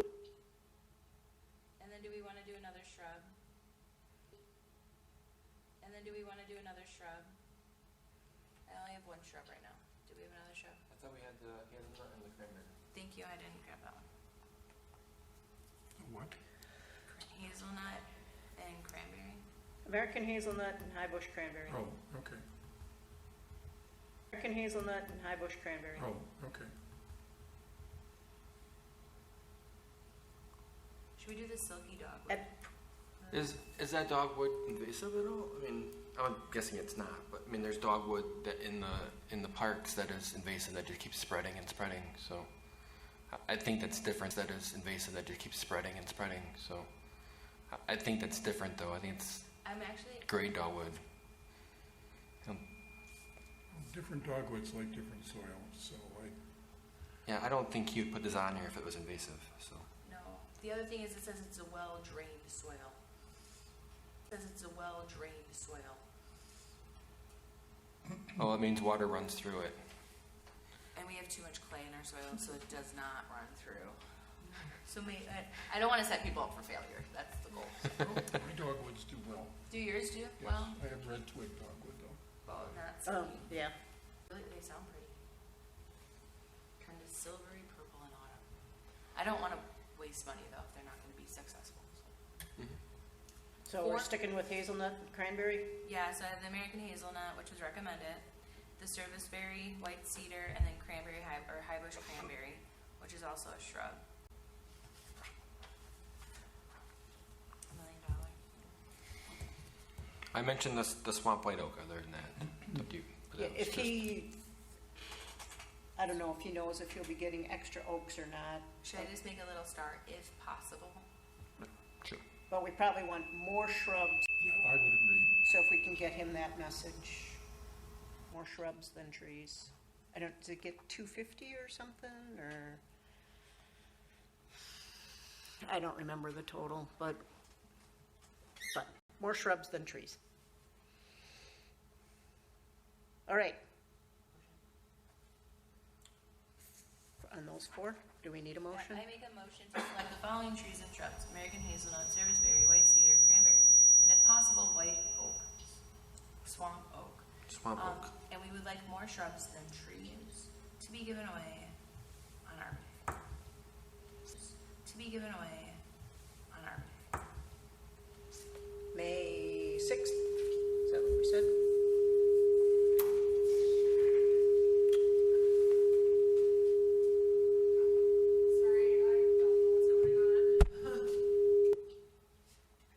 May 6th is what we and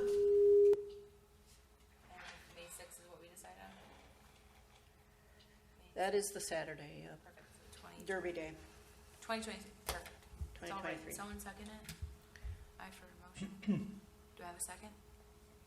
I second. Thank you. All in favor? I second. Thank you. All in favor? Aye. Anyone opposed? Okay, motion carries for Arbor Day. And plan on being available to hand things out on May 6th. Maybe. This is my wedding anniversary. Well, some of our terms expire in April. Oh, yeah. They don't really ask you if you want it back. You just get it. That was mine. Yeah. Said mine doesn't. Yes, it does. I think mine's He's a good for like 5 2-year. years, 3 years. Well, think he got the I 2-year looked on the city website Yeah, yesterday. mine's in like 25, 2025. Really? Or maybe I'm a right. I mean, hey, can we? All right, should we go back to Common Council, no mo mame? Yeah, let's go for it.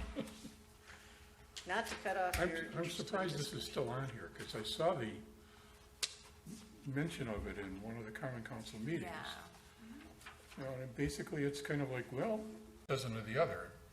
If you like dandelions, it's a great deal. And but you're giving all the invasives a month's head start.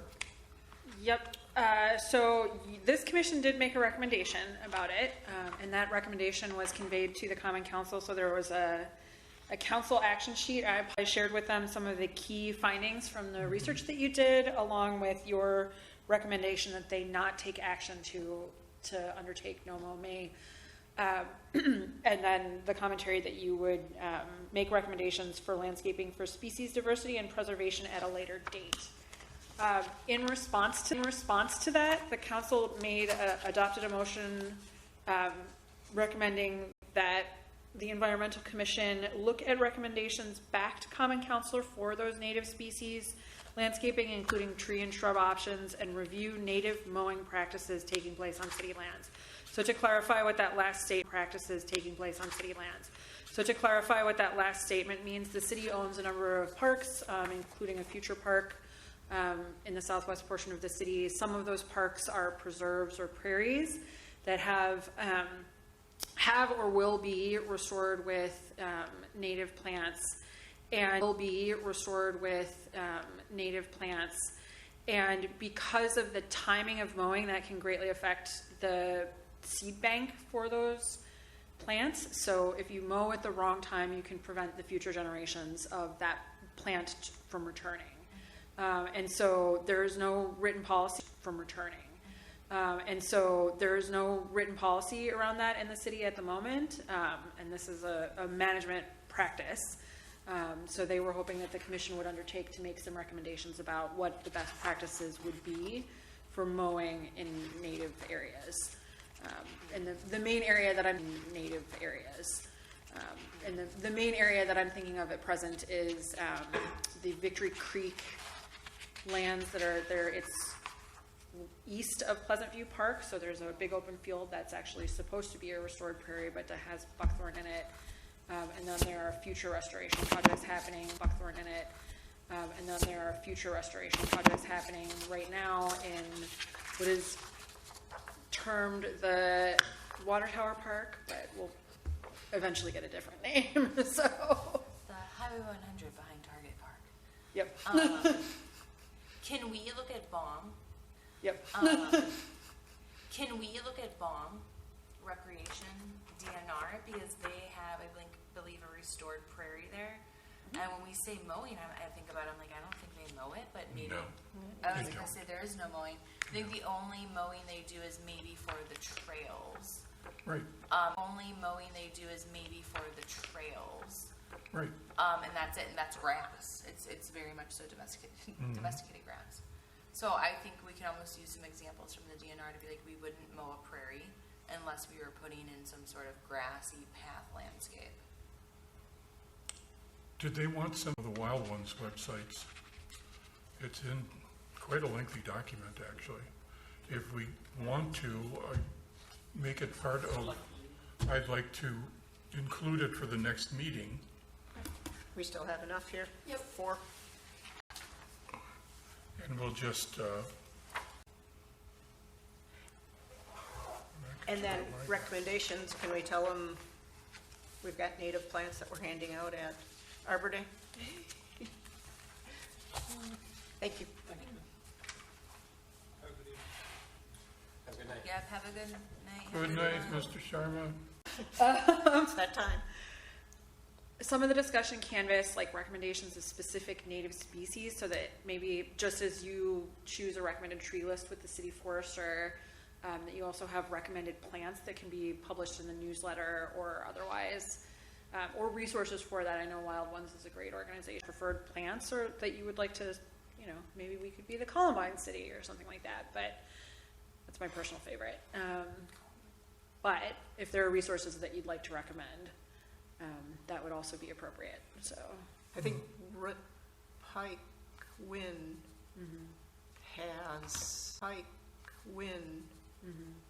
has a section on natives on their website. I can look at that, and that could be something we could point folks to. I guess, and if Wild Ones, I don't know if they've got websites. I know the DNR has a site. They've got websites. I know the DNR has a site. There's So rather than preferred recreating native plants something. of different sizes. We should use the DNR one, because I think we use the DNR one to give out to people on Arbor Day. It's just like a document with all the different plants, like native plants you can have in I'll your backyard. find a copy of the, And if like native plants you can have in your backyard. I'll find a copy of the, And if we can just find the we'll link bring for it a for the PDF. next meeting, and people like it, we'll use it. Well, that, I'm wondering if they have it as a PDF these days, so it's something that can also just be linked, so it would take individuals right to the DNR Yeah, document, so they know that like, hey, individuals right to the DNR yeah, document, so they know that like, hey, Franklin's not making this stuff up, it's yeah. a Right. larger And that we did. organization. Right. All right, that was, so we'll do that again next month. So we'll do that again next month. Item C, UDO rewrite. Is there any activity to update us on? Yep, so there's two relevant.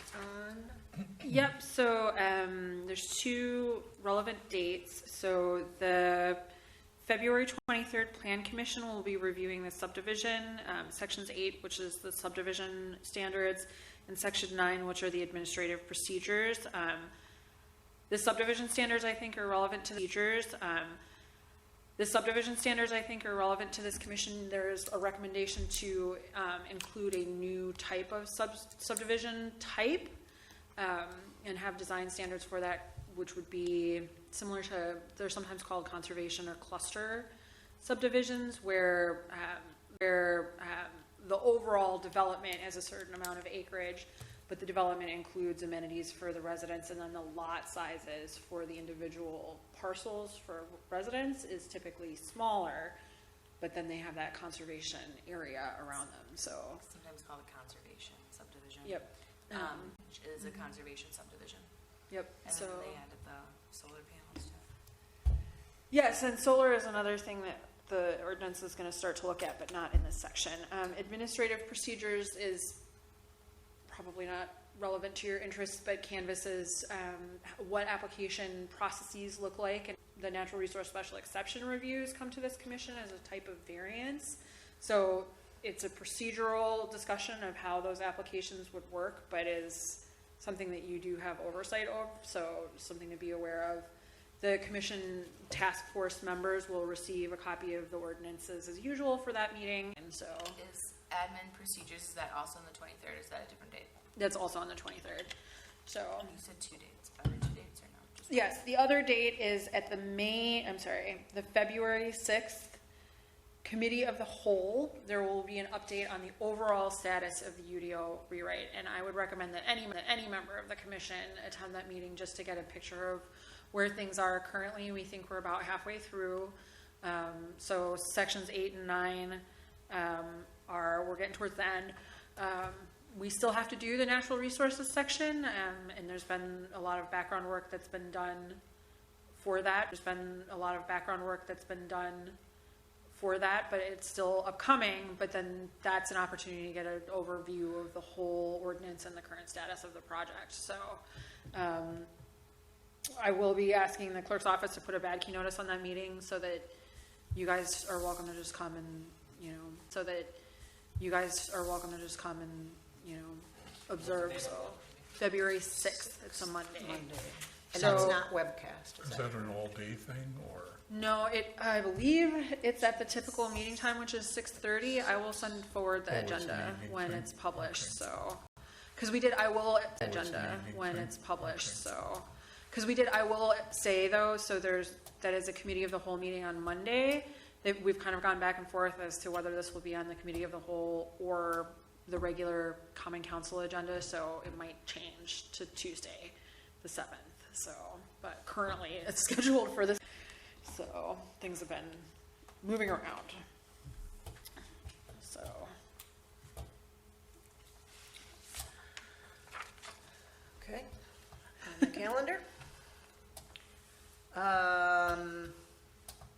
Funding item D, funding for environmental commission activity. But we are working through a protocol for you guys to submit for reimbursement or to get invoices reimbursed.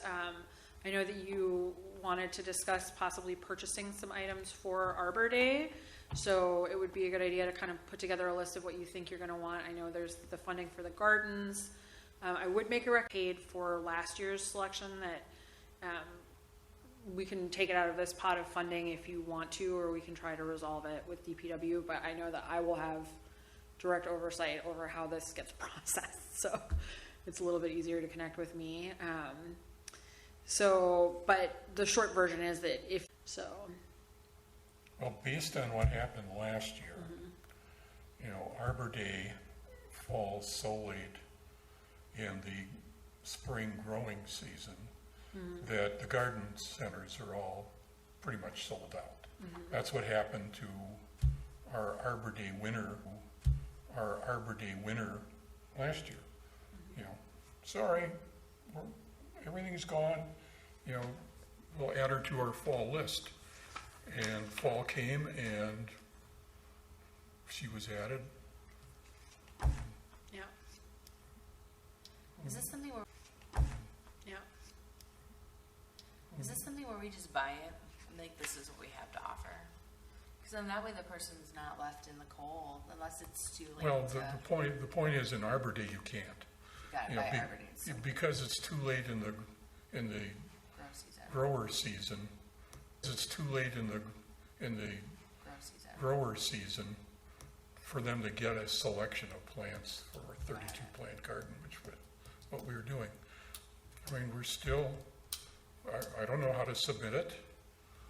I mean, I've asked since last summer.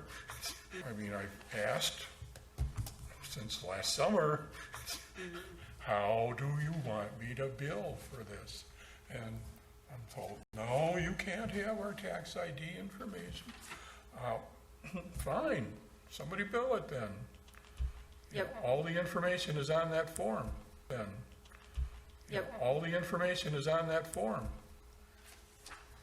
Yep, so Gail will be the intermediary and she will be able to resolve the tax ID issue. So I realize it was frustrating and I'm not sure exactly where the communications breakdown happened, but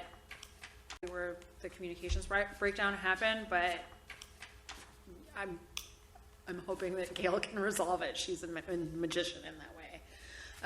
And so I would suggest that if you wanted to order a garden now and then just have the plants available. I mean, if you think May is too late to put them in the ground, have the plants available. I mean, if you think May is too late to put them in the ground. There's like 6 different types of gardens though.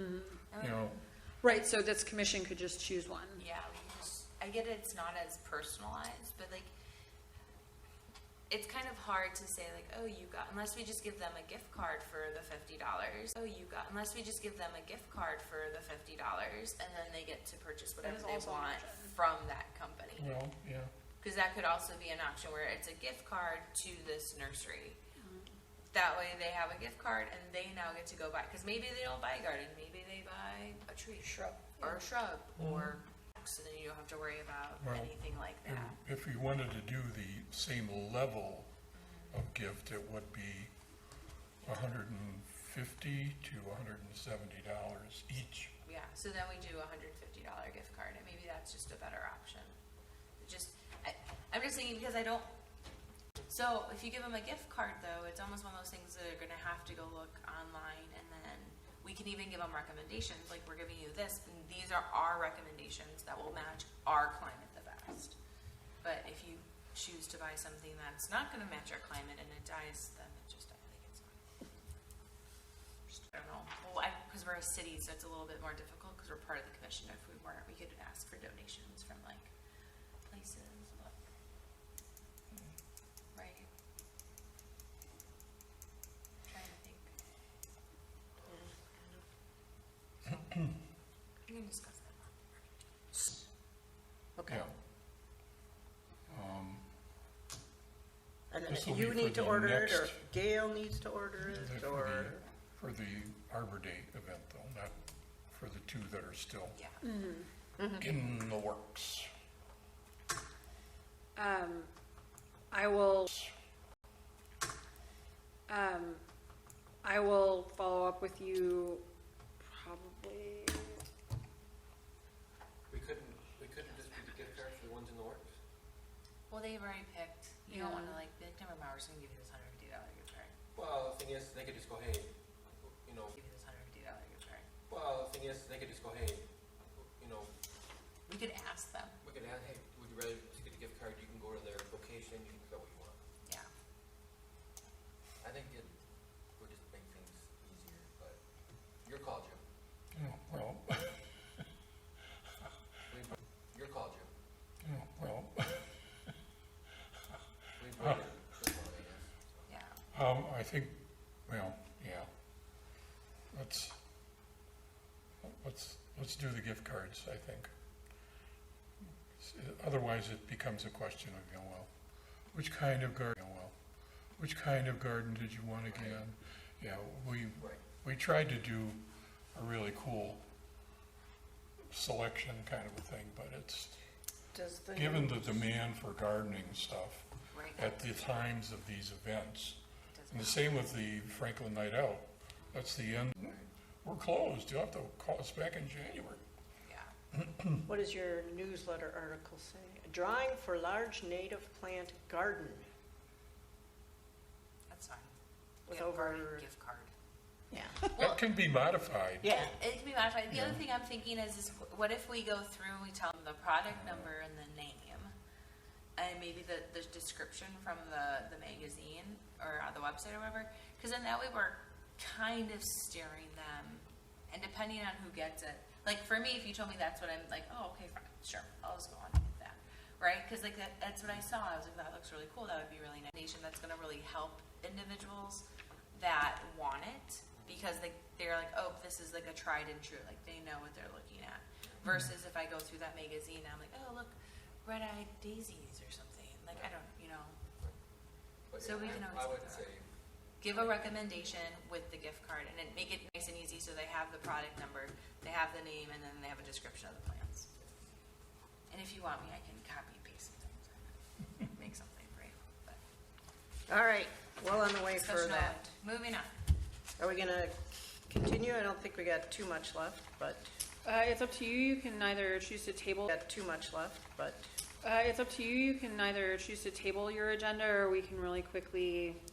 You only have 3 items left, and there's only one update with anything additional to add, really. So. Okay. Sorry, 4 Keep items. cruising. Are we done with the solar thing? So you did ask. Solar thing? So you did ask for a resolution from the MREA, and I requested it from Ms. Monty and have not received that information yet. So if you don't want it on a future agenda, that's up to the commission and the chair. So that's up to the commission and the chair. So I didn't see an advantage for our residents for R to be participating in this. I mean, there's no discount, there's no special fee being waived or anything. It's special fee being waived or anything. It's, unless the city chooses to enhance, a solar installation somehow. It's basically, well, here's a company we know about that's kind of local. And that's doesn't we know about this kind of local. And that's doesn't say much. I mean, ultimately, my understanding of our role would basically be like we are recommending that this. So we're free advertising. Yeah, exactly. And I don't know if we necessarily. I would say I think we can remove it. We've spent almost a year on. I would say I think we can remove it. We've spent almost a year on it. It feels like. You missed the presentation. It's okay. yeah. I would say if it discussion, I'm gonna put discussion only, remove from agenda. Are we okay with that? Do you want me to add program as more of an advertisement? Do you want me to add program as more of an advertisement, but there's multiple discussion only is discussion. Perfect. All right, that one's good. All right, that's our next. Same with item B, stormwater outfall issue? I was gonna ask, I thought that was taken care of. Well, it depends who you talk to. Well, so, two things is, I understand some other things too, but based on the images, it looks like the city said they did what they were supposed to, they said they were going to do. Based on the issue, I think there's more issues about the building of those apartments, probably. That's the underlining issue, but to me, it looks like they did exactly what they said they were going to do. I do have a question. Why are they holding off on the stream restoration, though? The county and the Parks Yeah, like Department we're, and the county are is seeking funding, okay, so they're waiting for funding on it. which through MMSD or some other county-related So funding that's why it's sources. being held off for now. But the city's contribution has not been received as, shall we say, very generous. Okay. Considering it was the city. Item B. We've got all of our from- updates. From our agenda. That works. I'm The happy with that. same with A, to be honest with you. Root Pike Wind, I mean, they're involved in all kinds of stuff. I don't know. I mean, the Buckthorn Subcommittee, I have been on 3 Buckthorn school projects, Yeah. plus some other ones through Ware Nature Center, which you and I could probably talk about sometime. Yeah. Because I think it would be something we could, encourage people to do through Ware with maybe some kind of city participation. But, you know, Root Pike Wind is all over the place. Yeah, and when they have a cleanup, they have a cleanup. And I'm working with Root Pike for some headwater cleanup, and I'm working with Root Pike for some headwater stuff with the root in West Dallas and kind of discussing some things there. But she sends me updates, and I don't think they actually have any cleanups scheduled. No, plus it's winter, you know, they're not gonna, Yeah, you know, a lot of those, they're either getting high school students or college students for the most part to do most of these events. so discussion only, I think, unless we know of something coming up, it can be removed. Yeah, it was sort of a placeholder with any other. No, like discussion on that. Look at us, discussion only. Mr. Marion? Tom and Robeschmidt could probably keep us busy on, you know, those kind of projects. I love being on the Facebook page and all of their concerns and stuff. It's great. Did you have a comment, question? You said it about the, I have a meeting on Wednesdays until 7. It's a Zoom meeting, so if we get out early, I'll be here at 7. If not, I'll be here a little after. So it's every first and third Wednesday. Aren't we the 4th Wednesday? Well, there's not a fourth Wednesday. I've been on the same days for a good minute, so I don't Okay. know. Maybe it's fourth. Questions? I will just be late because it gets out at 7, so it's a 5-minute drive over. Okay. Okay, is there a motion to adjourn? So moved. Second? Second. All in favor?